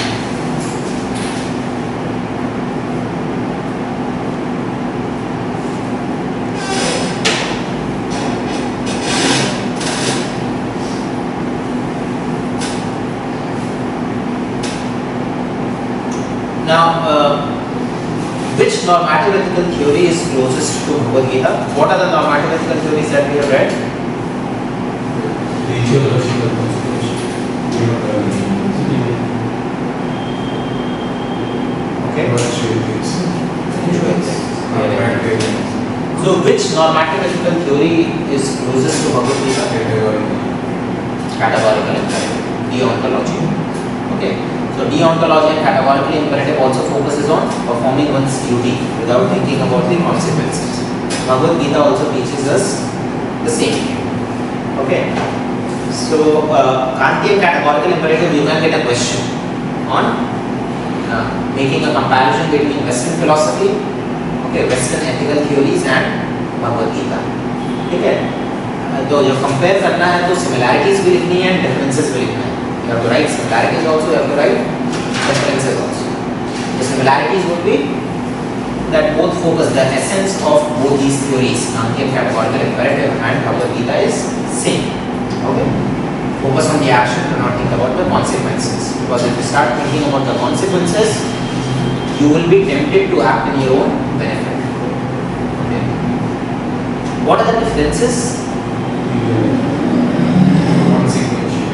Difference between Kant's categorical imperative and Bhagavad Gita.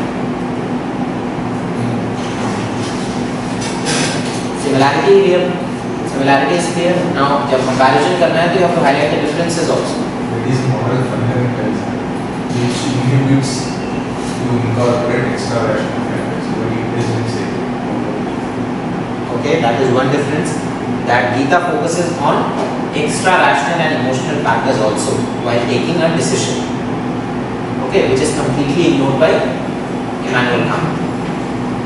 Okay, anything else?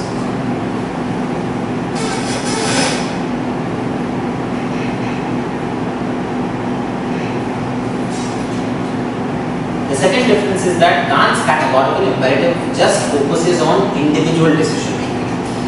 Okay. Whereas Bhagavad Gita goes beyond individual decision making and focuses on ideas of universal welfare also. For example, Lok Sangrah. Lok Sangrah as a concept focuses on universal welfare. Okay, so Bhagavad Gita is much more expansive. it is much more multi-dimensional as compared to Kantian theory. Okay, and finally, Bhagavad Gita has a religious dimension also, which is not there in Kant's philosophy or Kant's theory. Kant has not invoked religion anywhere. Okay, so these are the differences. So the question comes on comparative analysis between the two. Write as a blackly, write the differences. So Bhagavad Gita we have done. Next is orthodox schools of Indian philosophy. Indian philosophy basically. Indian philosophy में we have two kinds of Indian philosophy. Orthodox schools of Indian philosophy and heterodox schools. Have you read about these? What are the orthodox schools?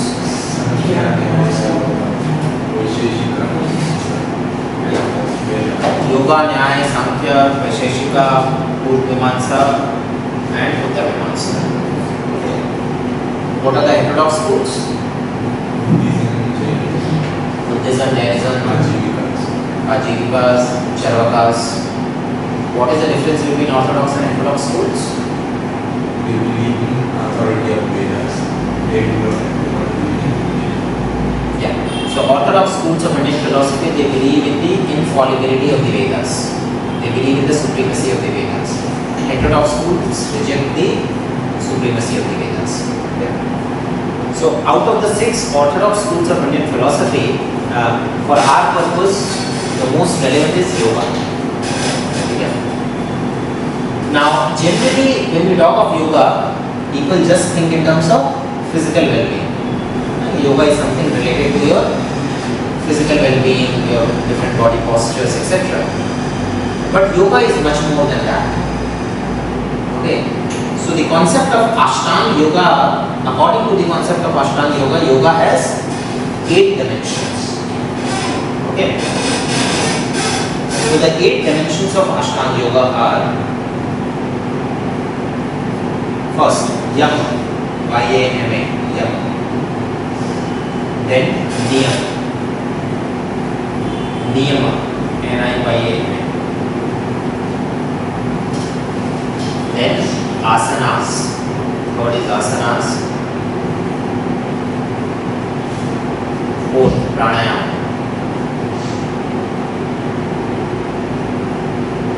5th, pratyahara.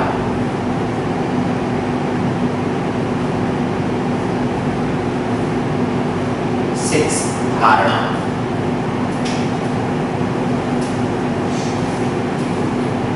7th, dhyana.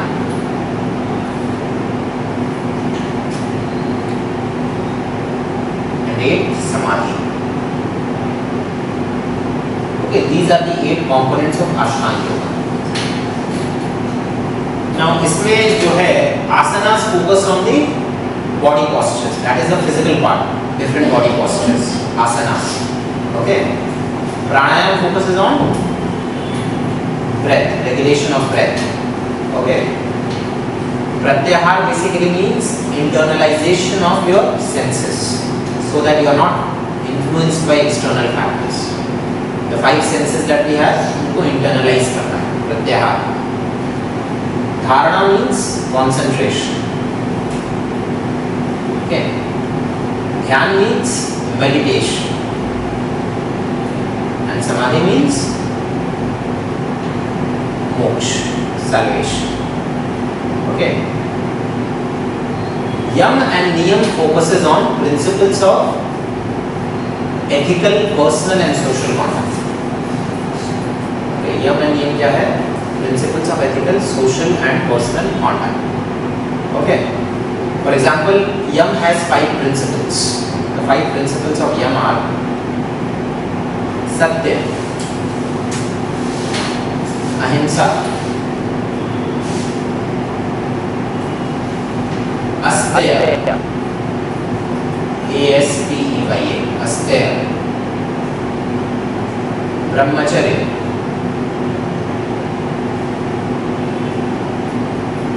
and Aparigraha.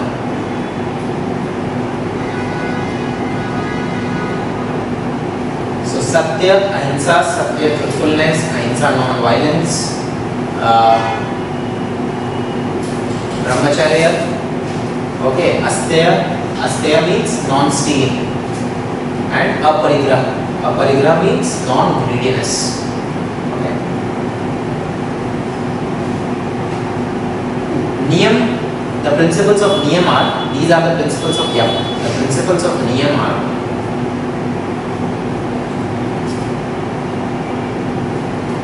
first, Shauch, Shauch. Shauch means cleanliness of not just body, but cleanliness of mind and of soul. Okay, Shauch.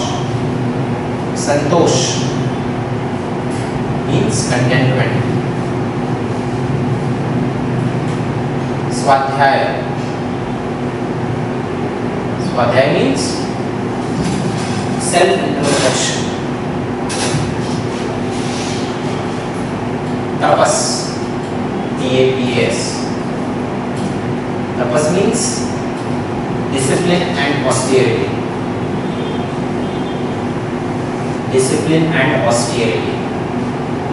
And finally, Ishwar Pranidhan. Ishwar Pranidhan means devotion to God. Okay, so Yam and Niyam basically prescribe principles and standards, ethical principles and standards to be followed in personal and social life. So again, this concept of Ashtanga Yoga can be quoted at a lot of places. Okay, what are the ethical values that we learn from orthodox schools of Indian philosophy or from yoga? Okay.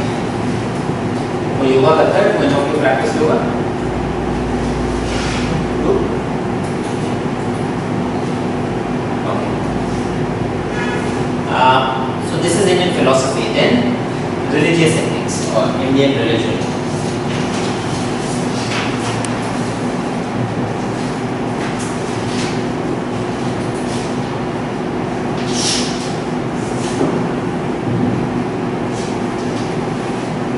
Indian religion में religious ethics में basically you have to read about teachings of Buddhism, teachings of Jainism, teachings of Islam, Hinduism, Sikhism, etc.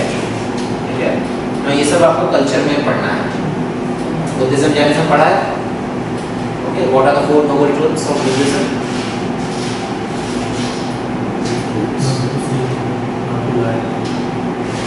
Those are the principles that are important. Four noble truths and the eightfold path. Buddha ने कहा कि दुनिया में चार सच है. Four noble truths. What are the four noble truths?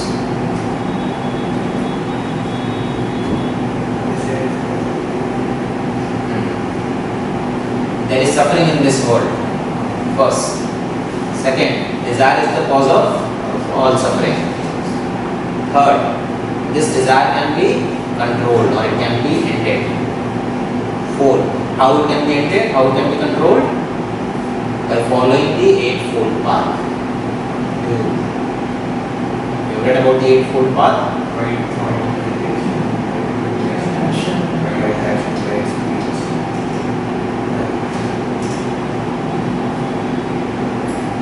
Right livelihood.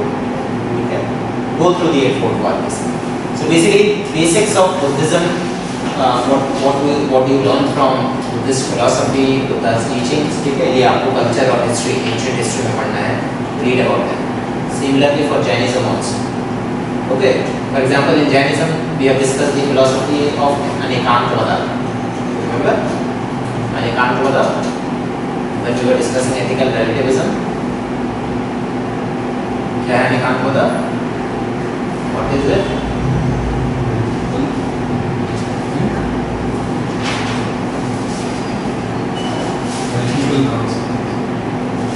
Not consequences, multiple dimensions. That truth has multiple dimensions. So our perception of truth is based on our subjective experience. That may be true, that may not be true. Okay. So whatever we see is a perception. Okay, not the reality. Whatever we hear is an opinion, not the fact. No, blind man and the elephant wala jo story I told. Okay, so that is the essence of the philosophy of Anikantva. So again, read about these concepts, Jain philosophy. ये सब आपको culture और history में पढ़ना है, ठीक है, ethics में नहीं पढ़ना है. But whenever you are reading these things, just keep in mind what are the ethical values that you learn, so that in ethics में आप इसको कैसे use कर सकते हैं, ठीक है, keep in mind that. ठीक है. उसके अलावा अलग-अलग see different religions teach us different things. For example, Islam focuses a lot on charity. Okay. Hinduism focuses a lot on tolerance and respect for diversity. For example, in Hinduism, there is no one God, there is no one religious text. Unlike other religions such as Christianity or Islam or Judaism. So, Hinduism traditionally has promoted tolerance and accommodation of different ideologies, different viewpoints, diversity, etc. Similarly, in Sikhism, there is a lot of focus on selfless sort of service. So, you might have seen in Gurudwaras, the Sikhs organizing langars, etc. Okay, and it is very common, like people from very rich background, well-to-do families, well-to-do individuals, they come in Gurudwaras, they wash utensils, they clean Gurudwaras, they serve food, etc. So, it's a part of Sikh philosophy, doing selfless service. अभी Kerala floods में भी a number of Sikh organizations went there, organized langars, etc. Okay. So these are the like common things that we learn from different religions. So just maybe you can make 2-3 points about each religion, what ethical values different religions teach us. Okay. बाकी while reading culture and history, also focus on Bhakti and Sufi movement. Okay. What are the ethical values that we learn from Bhakti movement and Sufi movement? Relevance of Bhakti movement, Sufi movement, and the values that they taught in present times. For example, they taught us the values of universal brotherhood, tolerance. Okay. These values are extremely relevant in contemporary times because of increasing intolerance and right-wing fundamentalism. तो आपको link करना होगा whatever they have taught to contemporary developments, so whatever is happening in current times. So when you are reading Bhakti and Sufi movement as part of your medieval history, okay, just try to think in terms of ethics. Okay, what are the ethical values? Ethics में कैसे use कर सकते हैं? Clear?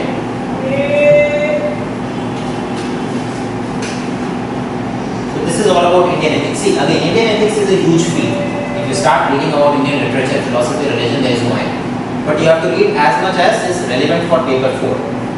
For example, teachings of Vedas, teachings of Bhagavad Gita, concept of yoga.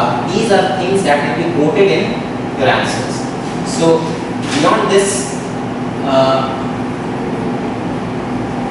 as far as Indian ethics is concerned, yeah, nothing is required for paper 4. Okay. Otherwise, culture or history में you can read as much as you can. The teachings of different religions. Any questions here? So UPSC में generally Indian ethics से direct question नहीं आएगा. No direct question has been asked from Indian ethics. Okay. They can ask, for example, Bhagavad Gita or Vedas से related, or what do we learn from our culture, philosophy, religion, etc. Even if they don't ask, these have to be incorporated in your answer. We will see how these concepts can be used in case studies. Okay, case studies में इन concepts को use करते हैं. We will see how they are used. Any question here?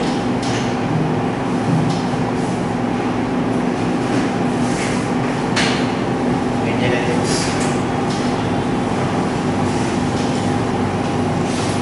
Okay, so we'll take a break then, and we'll come back and start with emotional intelligence. We'll meet at 12:50.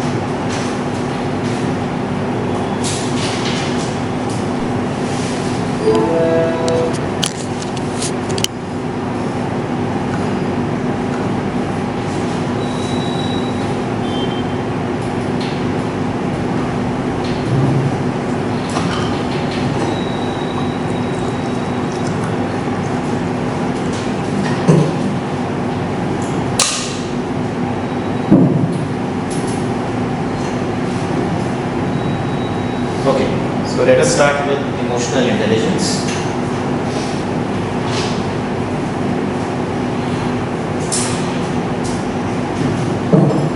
So traditionally, intelligence was measured in terms of your IQ. Okay. So traditionally, IQ was considered to be the standard barometer of your intelligence, and IQ focused on very limited number of things. Okay. For example, there are standardized IQ tests that are conducted, and in those tests, basically candidates are evaluated on their knowledge of mathematics, verbal ability, reasoning, logic, patterns, etc. ठीक है, बस ये सब चीज़ों में आपका test होता है in standardized IQ tests. However, over a period of time, it has been realized that IQ is just one of the parameters to test your intelligence. There are other considerations that need to be taken into account. For example, you say musicians. I might not be good in mathematics or reasoning or logic or identifying patterns, etc. I might be good in playing a guitar or playing a piano. Okay, so I am also intelligent in my own way. Okay, so basically, so in the orientation we discussed about the concept of holistic competence. Okay, and I told you that the concept of holistic competence has 3 components.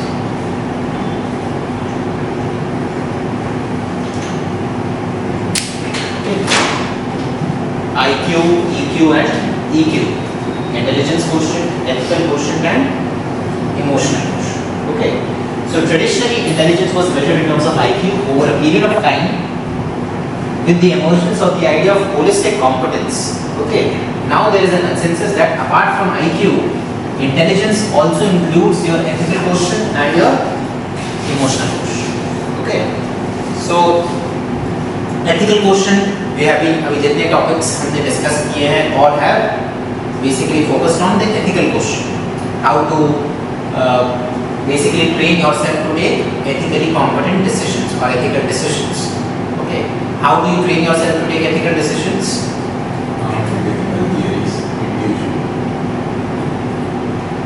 Through the process of ethical reasoning. जो 4 dimensions थे, 4 parts थे, so that is how you train yourself to take ethical decisions. That is part of your ethical quotient. Okay. Now let us discuss emotional quotient or emotional intelligence. Now, emotional intelligence as a concept, it originated in mid 1980s. Okay, and it was coined by a person named Wayne Green.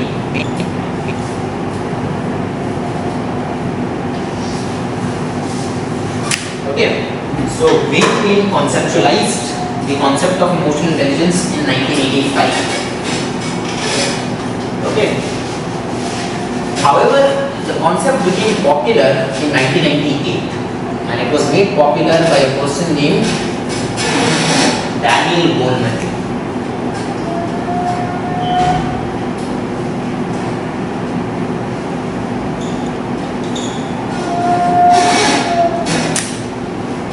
Daniel Goleman.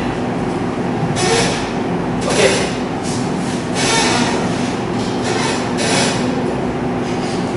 Emotional intelligence refers to EI. EI refers to the ability to perceive and understand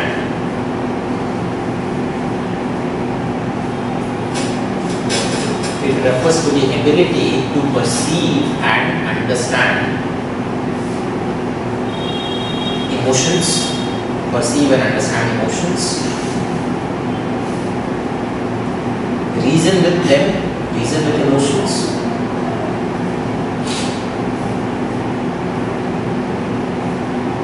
and regulate and manage emotions.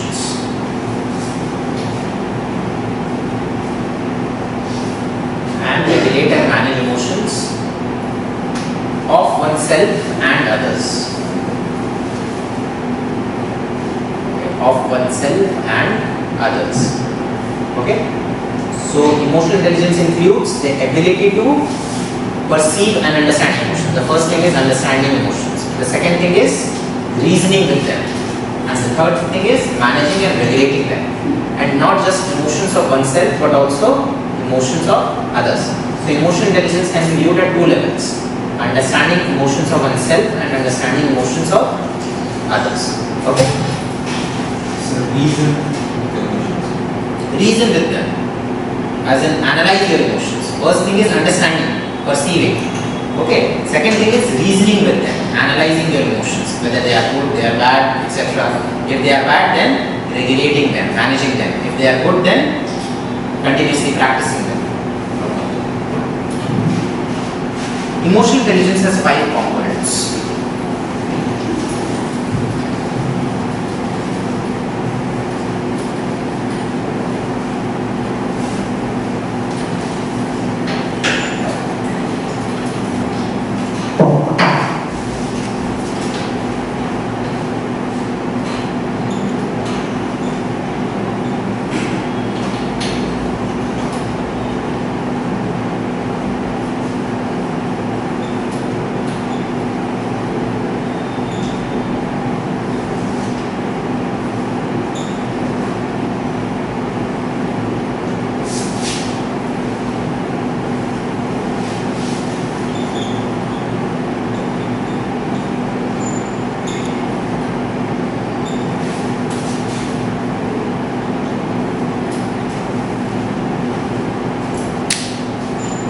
There's 5 components. First is self-awareness. Self-awareness means awareness of one's emotions, having a deep understanding of one's emotions. Okay, what are my strengths, weaknesses, what makes me angry, what makes me sad, what makes me happy, etc. Okay, so that is self-awareness. Second is self-regulation. Once you are aware that, okay, these are my positive emotions, these are my negative emotions, how to regulate your negative emotions. For example, if you know that you get angry easily, then how to manage your anger, how to regulate your anger. Because your emotions are driven by biological impulses. So how to control those biological impulses. Okay. Third, motivation. Motivation has 2 aspects. Motivation in personal life, motivation in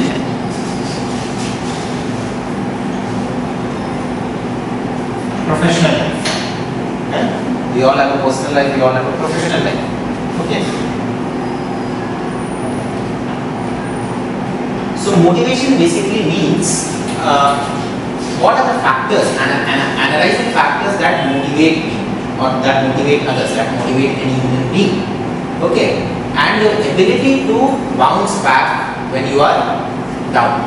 For example, basically in life there will be good times, there will be bad times. It's like a wave. Sometimes you're doing well, sometimes you're not doing that well. So motivation refers to your ability to come back to normalcy when you are at the throw of the wave. Okay. In fact, there are different theories of motivation. Okay. One of the most basic theories, one of the most popular theories of motivation is Maslow's need hierarchy theory. You heard of it? Abraham Maslow.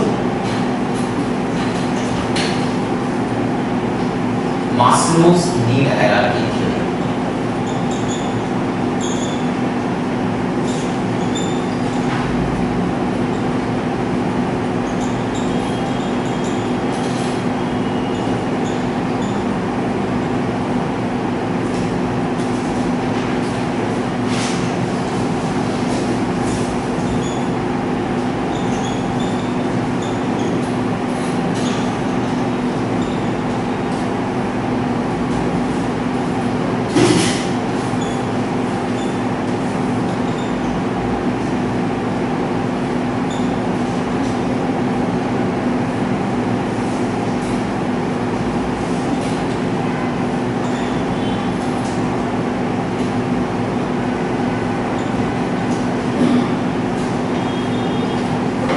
So Abraham Maslow,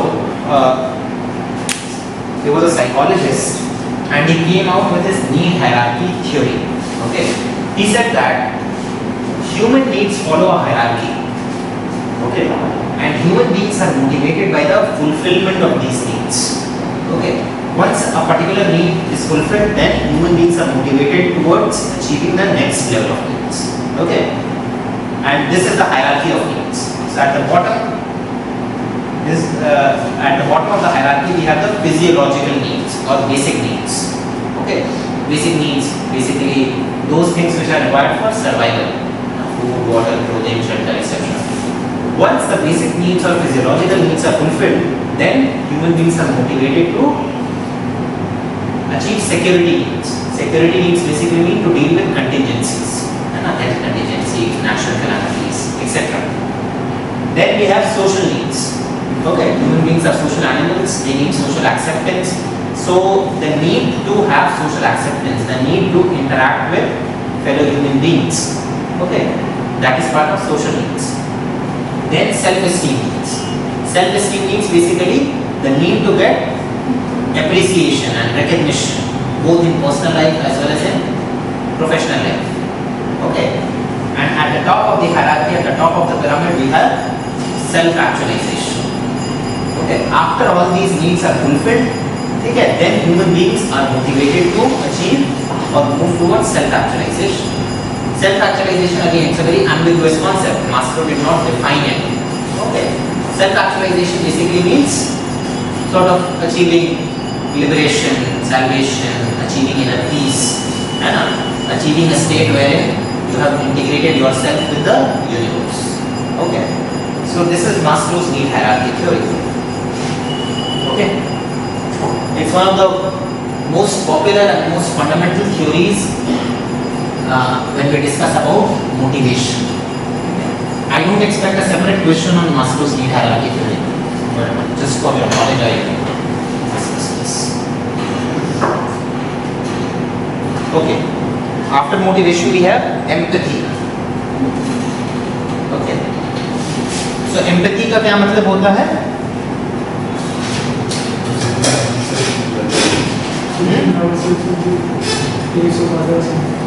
Yeah, so basically understanding and appreciating what others are going through and taking into account others' emotions, other situations in your decision. Yeah, concern for others, empathizing with others, compassionate towards others. Yeah. So there is a difference between empathy and sympathy. And I told you, sympathy is a superficial emotion. Sympathy just basically means that you are sympathizing with somebody, you are acknowledging that others have problems. Okay, empathy is a much deeper emotion. Okay. And finally, social skills. Social skills mean your ability to communicate with others, your ability to interact with different stakeholders, build social relationships, build social capital. Okay. So these are the 5 components of emotional intelligence. So the first 3 components focus on emotions of oneself. The last 2 components focus on emotions of others. And empathy and social skills, you have to take into account emotions of others, self-awareness, self-regulation, and motivation basically focuses on the individual. Okay.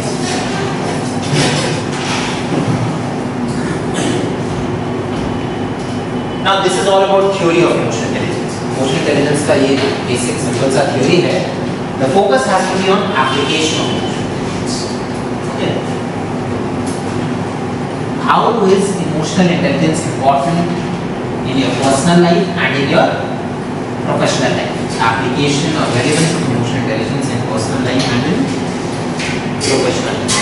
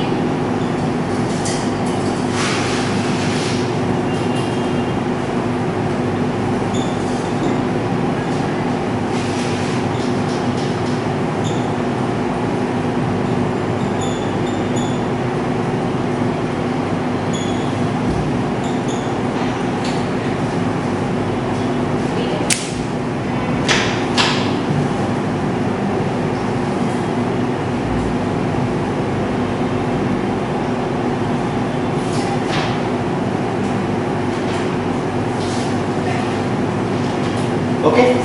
So importance or relevance of emotional intelligence can be analyzed at two levels: personal life, professional life. Within professional life, importance in the private sector and importance in governance or when you are part of the public sector. Okay. So first is importance of emotional intelligence in personal life. Okay. So in personal life, knowledge and understanding of different components of emotional intelligence is extremely important for managing personal relationships. Self-awareness and self-regulation, these are extremely important. Okay, for example, again, anger management. Most of the relationships, most of the personal relationships get ruined because of anger, because we do not have control over our anger. Because when we are angry, we say things which we do not mean. Okay, so again, understanding your emotions, understanding your strengths and weaknesses, understanding the fact that you get angry, and then regulating it, continuously striving towards regulating it, towards managing anger. It is extremely important for managing personal relationships. Okay. Similarly, empathy and social skills are extremely important for managing personal relationships, for social relationships. Okay. So when we were discussing that quote, you remember anger वाला जो quote हम discuss कर रहे थे Aristotle का कि yeah, so getting angry is easy, okay, but to be angry with the right person at the right time, to the right degree, in the right way, for the right purpose, okay, this is difficult. Now, ये सारे जो है, these things you'll be able to learn only if you are emotionally competent. To be angry with the right person at the right time, in the right way, to the right degree, and for the right purpose, you'll be able to sort of achieve this in your personal life only if you have mastered emotional intelligence, only when you have become emotionally competent. So empathy, you have to empathize with the other person. Social skills, again, communication is extremely important for managing personal relationships. Most of the problems in personal life arise because of lack of communication, because we don't talk to each other. हम लोग सोचते रहते हैं अपने दिमाग में कि have preconceived notions and we don't talk with the other person, चाहे वो family and friends हो, चाहे वो spouse हो, your husband or wife हो, or whatever is the relationship, it does not matter. Communication is extremely important. How you communicate is again very important. The choice of words, what is the tone of your voice, all these are part of social skills. Okay. So again, give examples from your own life. If a question comes, how will you apply emotional intelligence in your personal life, or what is the relevance and significance of EI in your personal life? Okay. Deal component wise. What is the importance of self-awareness and self-regulation? What is the importance of empathy? What is the importance of social skills? Okay. And then give examples from your personal life. Do you understand? ज़्यादा theory नहीं लिखना. Examples in a personal life. Okay. Now, importance of emotional intelligence in professional life. So, professional life में either you can be part of private sector or you can be part of public sector. Okay. So, if we talk of private sector, emotional intelligence as a concept has emerged, or it emerged originally in the context of private sector only. It did not emerge in the context of functioning of the government. Okay. And in private sector, emotional intelligence is considered to be an integral part of transformative or transformational leadership style. Do you remember transformational leadership style that we discussed? Okay, what is transformational leadership style?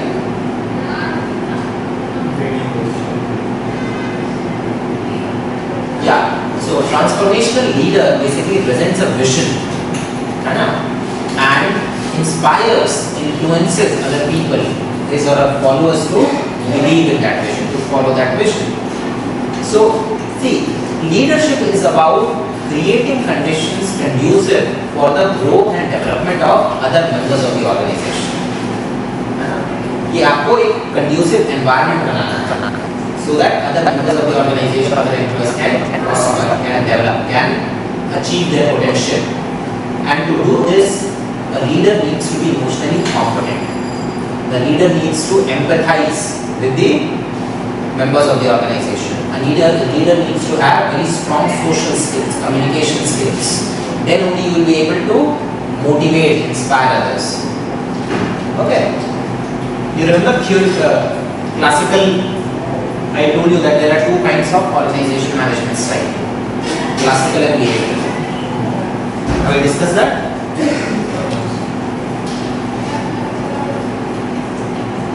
Discuss किया है ना, ethical management and management of ethics में किया था.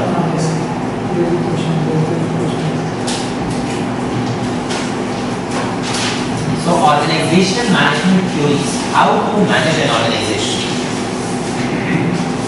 Okay, दो तरीके के हैं, these are of two kinds. Classical theories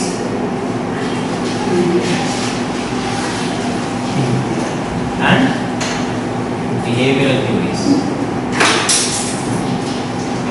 Okay, so classical theories are based on classical principles, hierarchy, discipline, exercise of authority on the basis of domination and command, etc. Classical theories are also known as theory X. What are the fundamental assumptions of theory X? About human behavior. What does theory X assume?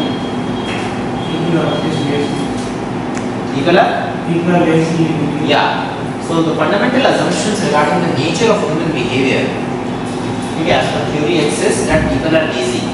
They are not intelligent. They are not creative. They are superficial, and therefore they need to be coerced. They need to be forced to work. अगर authority नहीं use करेंगे, if people are not dominated, they won't work. Okay. On the other hand, behavioral theories are based on dignity, self-respect and self-esteem of the members of the organization. Okay. So, as per behavioral theories, acceptance is the basis of authority. Okay, not domination. Okay. So, behavioral theories are also known as theory Y. So, theory Y believes that human beings are intelligent, they are hardworking, they are creative, and they not only accept responsibility, but they seek more responsibility if proper conditions are there. Okay? If there are proper conditions, if the environment is conducive for their functioning in the organization. Okay? So, emotional intelligence is important. Because until unless the top management of an organization, the leadership of the organization, until unless they are emotionally competent, they won't be able to use theory Y. Okay, they won't be able to create conditions conducive for the growth and development of the members of the organization. Okay, and theory Y or behavioral theory is considered to be the ethical way of managing an organization. Are you understand? Okay. In fact, research shows that Daniel Goleman, he did some research. He conducted a lot of survey in a number of private organizations, and he concluded that at the top level of the organization, at the top management level, at the top leadership level, EI is twice as important as your cognitive ability and IQ. Okay. So, because at the top level there is very little to distinguish between different people. At the top management level, but in terms of their technical expertise, in terms of their knowledge, in terms of their IQ, they are very similar. What differentiates them is their EQ, emotional quotient, emotional intelligence, and that is what distinguishes a good leader from a great leader. Okay. So, application of EI in private sector, it is required for exercise of transformational leadership style or implementation of theory Y management style. Okay. You can give examples. For example, have you heard of Mike Brearley?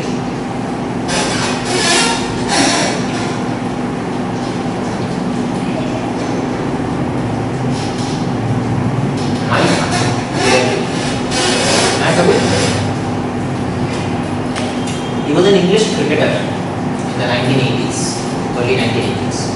Okay. And he was not a good player. Okay, but he was the captain of the team, and he was in the team just for his leadership skills, just for his emotional competence. Okay, so generally it was said that at that time, like people used to say that English cricket team has 11 and a half players. So Mike really used to be counted as half, but he had converted Ian Botham into 2 players. It was under his leadership that Ian Botham flourished as an all-rounder. So again, that is what a leader is. Leadership is all about, to identify potential in other people and to develop them. That is what Mike really did. So he was counted as half player, Ian Botham was counted as 2 players. So overall, 11 and a half total. Okay. So again, it's an example where, although technically in terms of your subject matter knowledge or what you are supposed to do, you are not that competent, but you are emotionally very strong, due to which you have very strong leadership skills. Okay.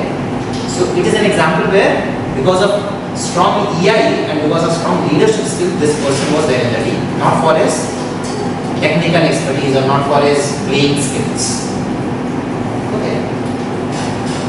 So try to think of such examples. You will find such examples everywhere, in every field, where people do well not because of their IQ or not because of their cognitive ability, not because of their subject matter knowledge, but because of their emotional competence, because of their leadership skills. Okay. So try to give such examples. You can give examples again from your personal life also. Okay.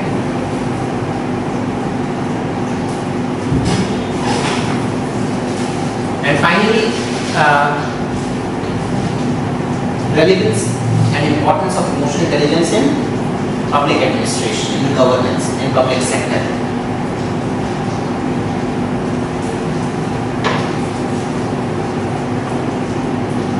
So again, if a question has come in UPSC that analyze the importance of emotional intelligence in governance, or what is the importance of emotional intelligence in governance, is the repeated question I have. Okay. So again, analyze component wise. What is the importance of self-awareness and self-regulation? What is the importance of motivation? What is the importance of empathy? What is the importance of social skills? And then give examples. Okay. For example, let us discuss component wise. Self-awareness and self-regulation. As a public servant, as a civil servant, why is self-awareness and self-regulation important? Once you can manage yourself, then you can understand how others feel, how you can control others. For anger management, for emotional stress. Yeah, that is fine. But in public service, in civil service in particular, it is extremely important because of the public nature of the job that we do. Okay, for example, I am an IPS officer.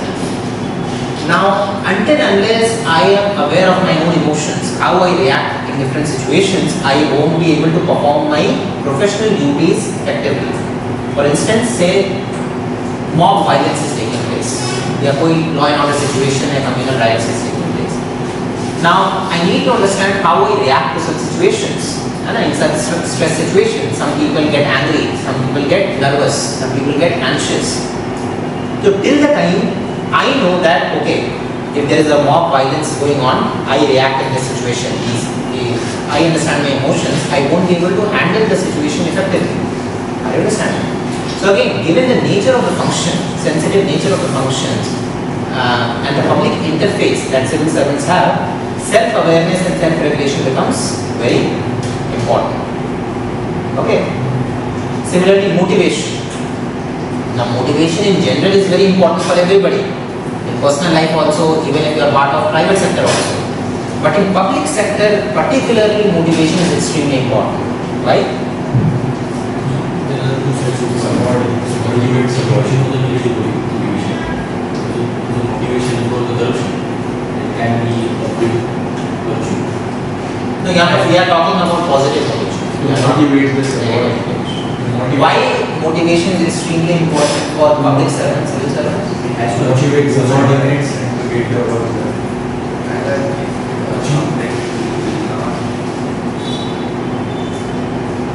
Achieve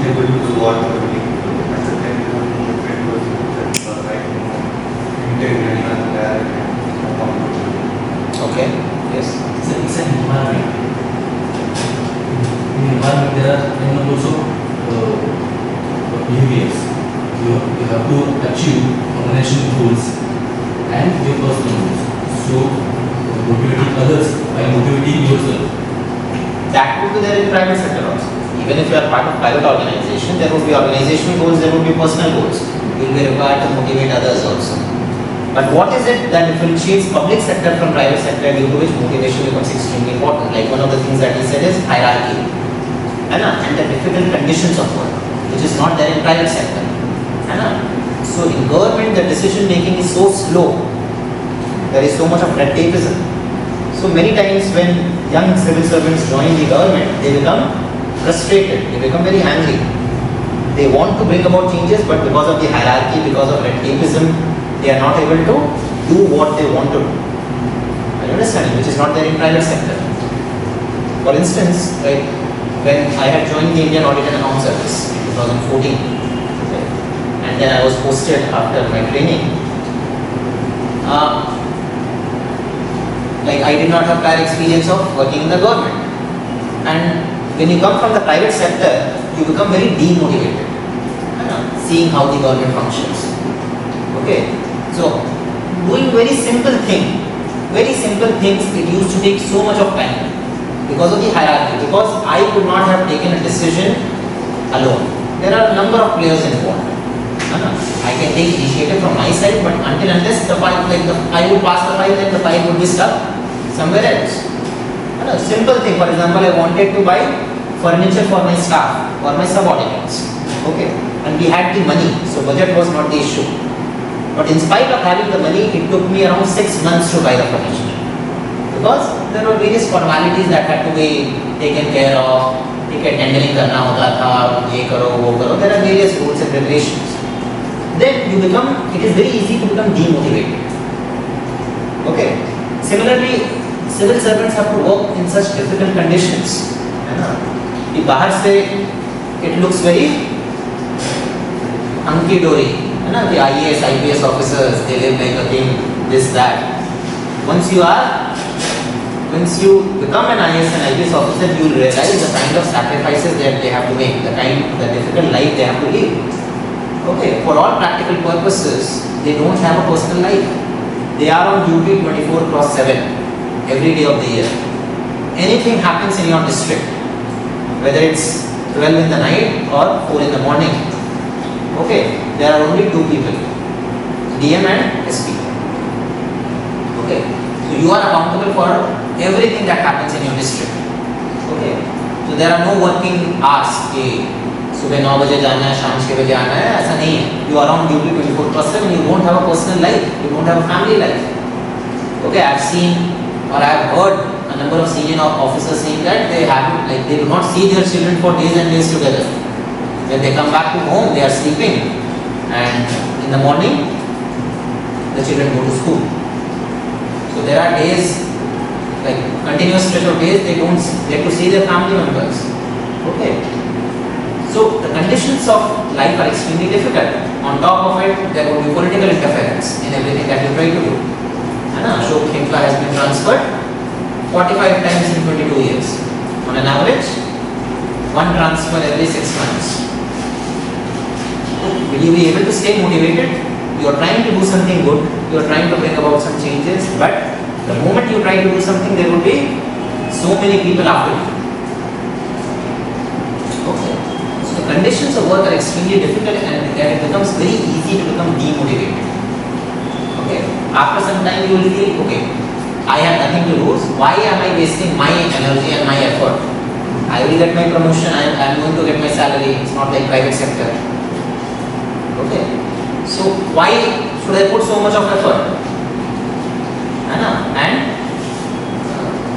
get victimized and get harassed. Okay. On top of it, nowadays there is so much of scrutiny from every quarter. Media, right information, CBI, CVC, CAG, etc. The moment something goes wrong, everybody comes after you. Now here, you need to make a distinction between genuine mistakes and mala fide intention.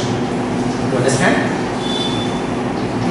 as civil servants, we take decisions, very important decisions on a day-to-day basis. Some decisions go right, some decisions will go wrong. You cannot have 100% accuracy. But those decisions that go, now we are not given credit for the decisions that go right.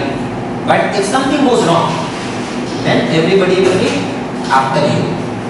Media, right information में आ जाएंगे 10 लोग questions पूछने, ये क्यों हुआ, कैसे हुआ, ठीक है, CBI would be there, CBC would be there, CAG would be there. Okay, and this has become a huge problem in governance now. People do not want to take decisions. Civil servants, they do not want to take decisions. Okay, because of too much of scrutiny. Because these investigative agencies are not able to make a distinction between an honest mistake and malafide intention, where corruption angle is there. Not in every case corruption, not everybody is corrupt. So recently, like in the coal block allocation case, one retired coal secretary was harassed by CBI. He had taken some decision in 2006 during the UPA government time when coal blocks were allocated. He retired, and after his retirement, CBI is now questioning him why you took a particular decision 10 years back. Because of that decision, that private party was benefited. Okay, and that person across the civil services fraternity, across the IS fraternity, he is known to be one of the most honest and upright persons. He did not have even money to fight his case against the CBI. Okay, and he was being harassed. Why? Because he took a decision 10 years back. Yeah, Parik. Some Parik. Yeah. So again, these are the things which become extremely demotivating. I did not do anything wrong. I took various decisions. Some decisions might have benefited somebody. How can I help it? My intention was not to benefit that person. I did not take any money. There was no corruption involved. There was no malafide intention involved. You take any decision, some people would be benefited and some people won't be benefited. Okay. So again, those who are not benefited or those who are negatively affected, they would leave no stone unturned to malign you. To basically they will make accusations and allegations against you. So then there is so much of political interference, transfers, postings, etc. So all these factors are peculiar to public sector. These factors are not there in the private sector, and that's why motivation becomes extremely important. If you are not motivated, if you are not emotionally competent, what will happen? You won't be able to survive. Either आप depression में चले जाइएगा or you will resign. And there are so many civil servants who resign every year because they are not able to handle the pressure, they are not able to handle political interference, they are not able to handle frequent transfers and postings.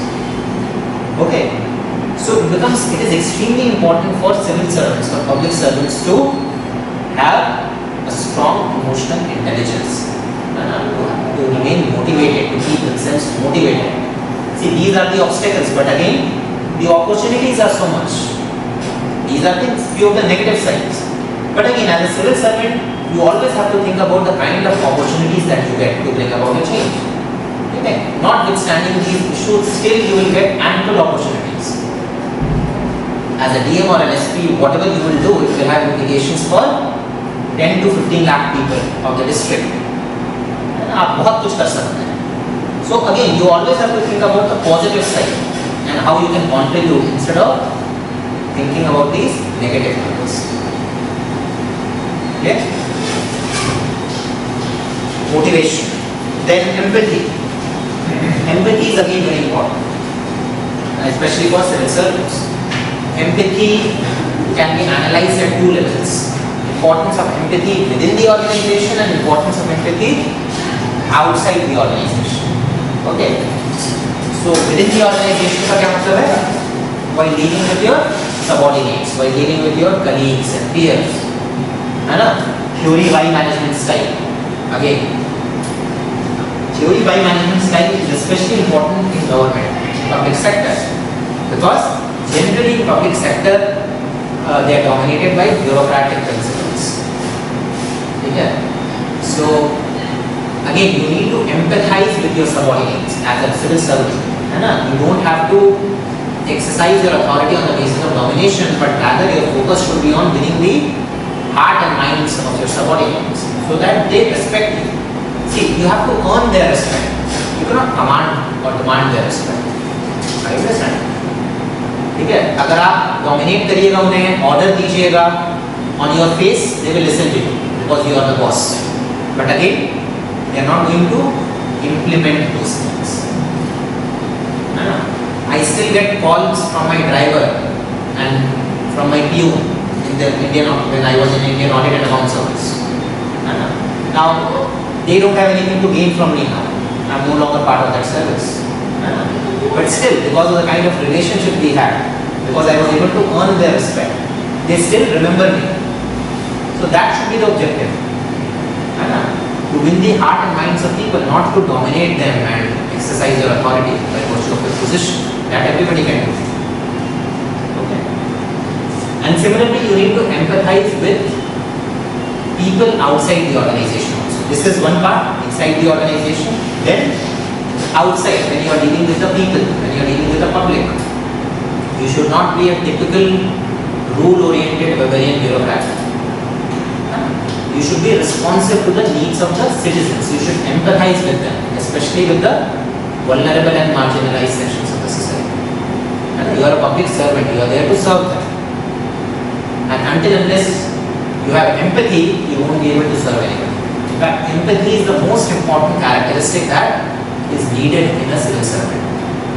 जब तक आप empathize नहीं करिएगा, तब तक service orientation नहीं होगा. Okay, you won't be able to serve the people. Okay. And finally, social skills. Social skills again is very important for civil servants, for public servants. Okay. Social skills are important in policy formulation as well as in policy implementation. Okay. So importance of social skills in governance can be analyzed in terms of importance in policy formulation and importance in policy implementation. So policy formulation or policy making. Okay. Now in a democracy, policy making is a very complex task.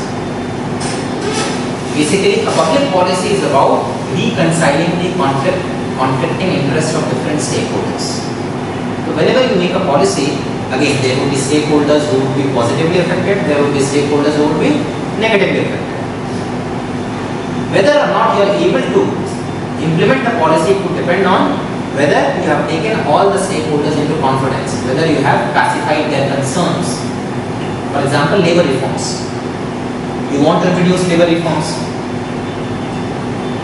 Private sector wants labor reforms, but they are being opposed by trade unions, by different labor unions. Okay. Until unless you have the social skills, you have the communication skills, okay, to negotiate with the trade unions, to pacify their concerns, to take them into confidence, okay, you won't be able to implement labor reforms. Are you understand? So the success of any public policy depends on the social skills of the government, of the policy makers, to reconcile the conflicting interest of different stakeholders. Are you understanding? Similarly, subsidy reforms. If the government wants to introduce subsidy reforms, okay, again it is very important to communicate with the people, to make them aware of the advantages that the economy will get if these subsidies are rationalized. Otherwise, there will be a lot of resistance. So, कोई भी policy बनानी है, until unless the policy makers, the government, has the social skills to take different stakeholders into confidence, to assuage, to pacify their concerns, okay, that policy won't be able, like the government won't be able to implement that policy. Okay. So Arun Jaitley had said that reforms need to be accompanied with clever and competent politics. So you understand? Social skills is a very important part of politics, because in a democracy every decision is a political decision. So केवल intention of introducing reforms is not enough. It has to be accompanied with clever and competent politics, for which again emotional competence, social skills is very important. Yeah. Similarly, importance of emotional intelligence in policy implementation, or importance of social skills in policy implementation. Now, one of the reasons for the failure of different public policies in India is lack of coordination between different ministries, departments, public organizations. है ना?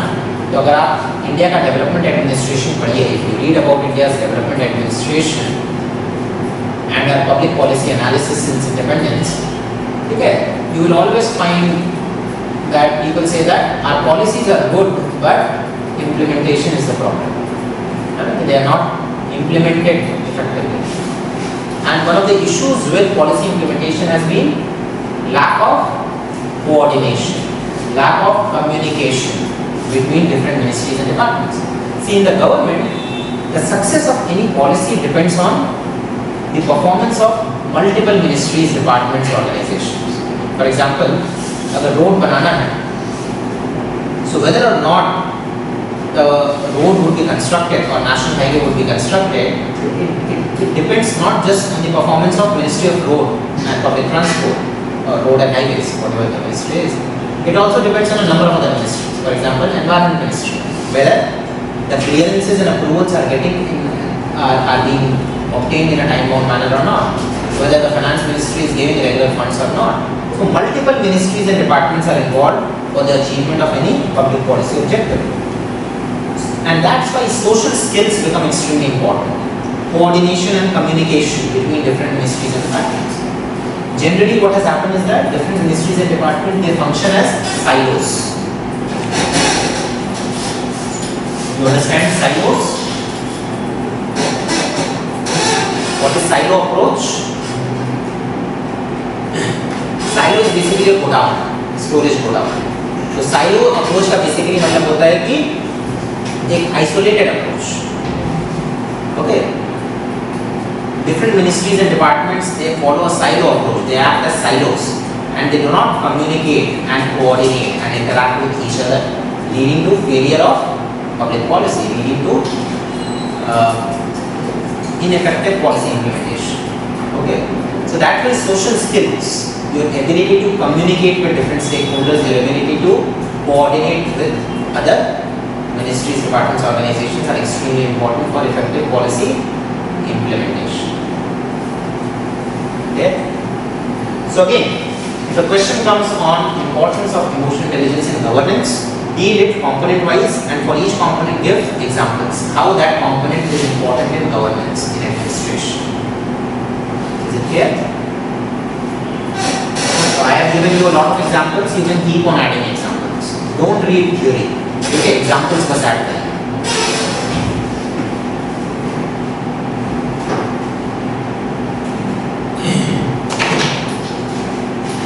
Now if a question comes, can emotional intelligence be learned? Yes, it can be learned. So again, there is a genetic dimension to emotional intelligence. We all have different levels of emotional intelligence. Some of us empathize more, some of us empathize less, some of us have good social skills, some of us has not so good social skills. Okay. So there is a genetic component of emotional intelligence which varies from individual to individual. However, emotional intelligence is also affected by external factors. जैसे हमने वो conscience के लिए बात किया, है ना, ethics, values के लिए बात किया. Similarly, emotional intelligence can also be learned. It can be acquired, nurtured. कैसे कर सकते हैं? How it can be nurtured?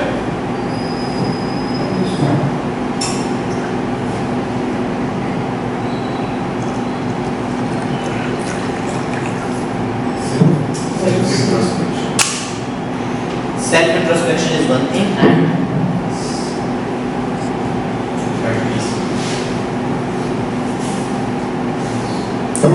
practice. So the first thing is that there should be willingness to change. Okay? So that will come through self-introspection. But what to do for that, what is needed is training and capacity building. Okay, I am aware that I have certain issues, but how to manage those issues, how to manage those emotions? For that, some form of external support would be required. है ना? That external support in the form of SEL, Social and Emotional Learning classes, SEL training.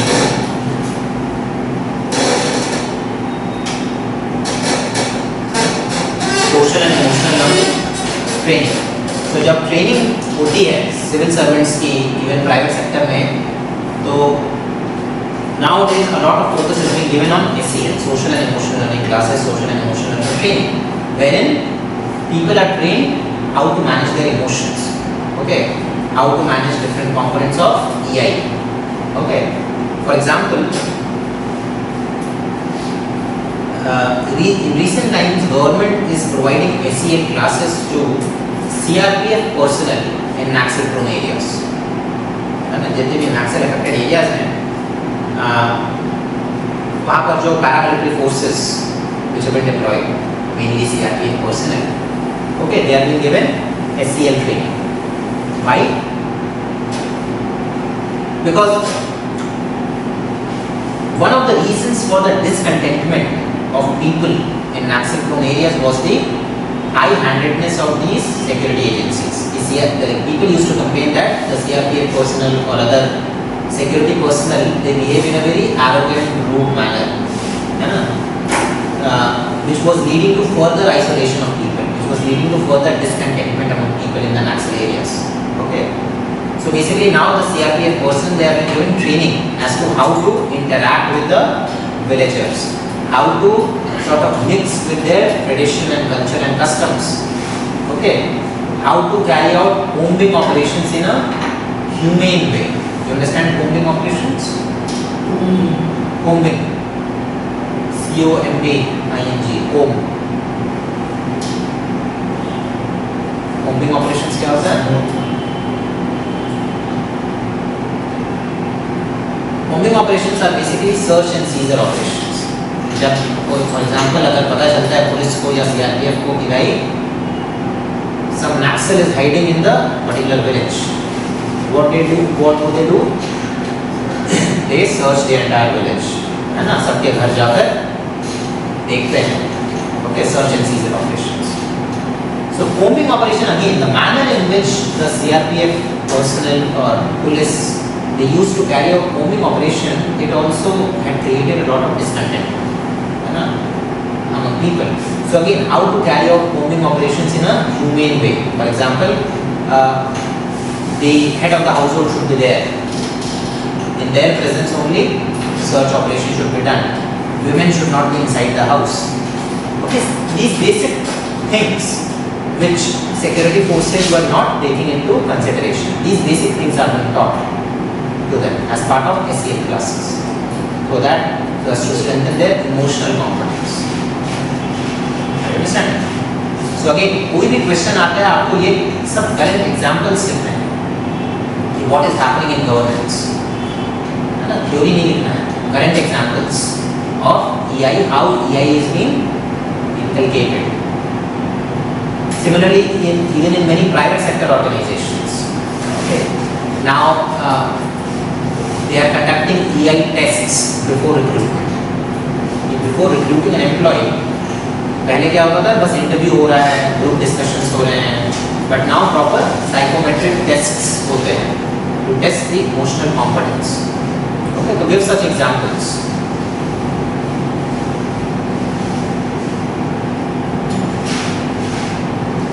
Clear?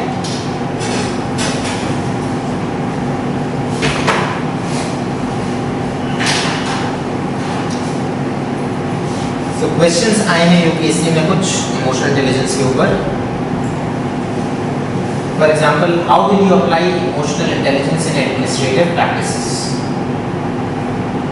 Will you be able to write? We have discussed importance of emotional intelligence in public sector in administration. वही लिखना है component wise.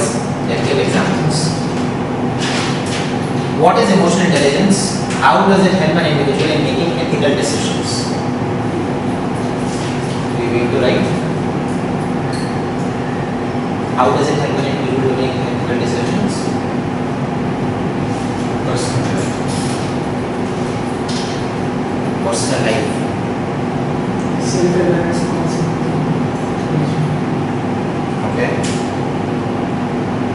इसको अलग अलग तरीके से approach कर सकते हैं. You can either analyze it component wise, how each of the components help in taking ethical decisions, or you can use theory X, theory Y also.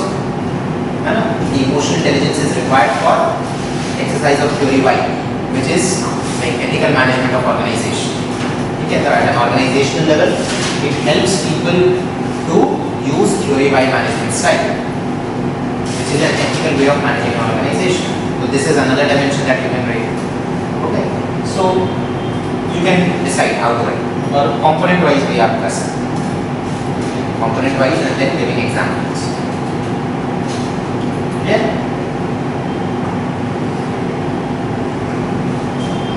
So emotional intelligence में कोई doubt, कोई questions? We are done with emotional intelligence.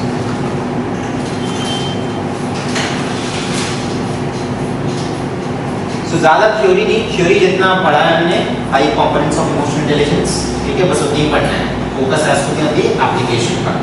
Linking EI with ethical question, how EI helps in taking ethical decisions, and relevance of EI in private sector, in your personal life and in public sector. बस इसके beyond और question पढ़ना.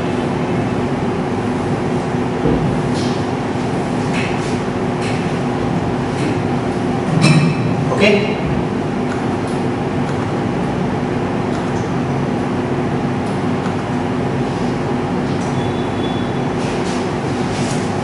So we'll just start with the next topic. We'll continue for 5 minutes. The next topic is attitude, social influence, and persuasion.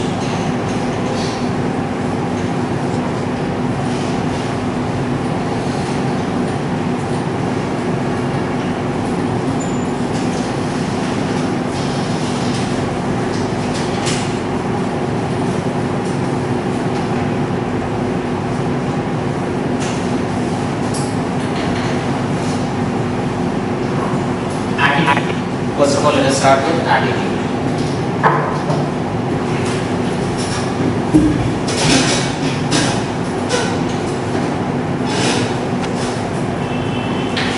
Attitude refers to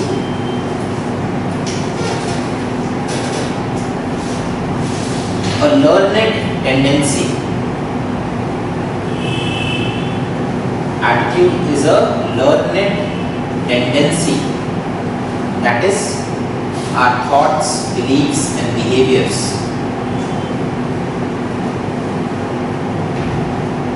Our thoughts, beliefs and behaviors to evaluate a subject.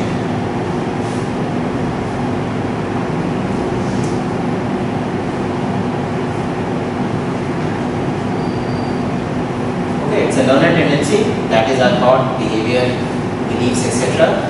to evaluate a subject. The subject can be anything. The subject can be an individual, it could be an issue, it could be any entity.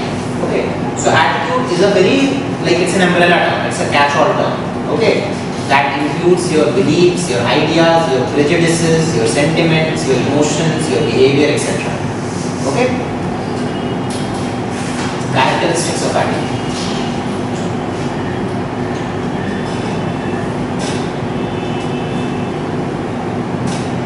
First, balance.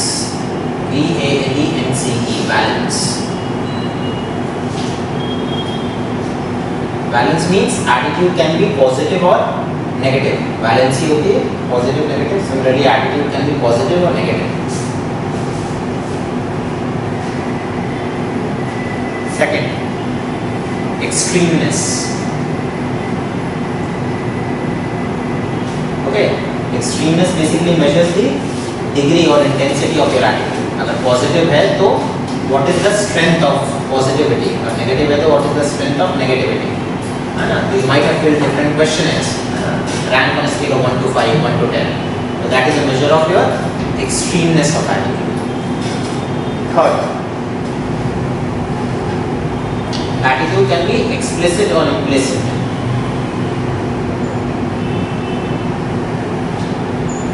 Explicit or implicit. Explicit means you are aware of your attitude, you are conscious of your attitude. Implicit means you are not aware, you are not conscious of your attitude. Okay.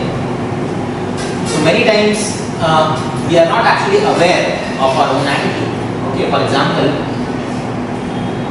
like when I was preparing and in one of the mock interviews, okay, the feedback that I received was that I am arrogant. Okay. Now I wasn't aware that I am arrogant. I used to think that I am a very humble person. But after the feedback, I thought about it. Okay. And then I introspected, and then I realized that okay, I might be arrogant. Okay. So many times we are not aware of our own attitude, of our own characteristics, of our own emotions. Okay. So this is known as implicit attitude.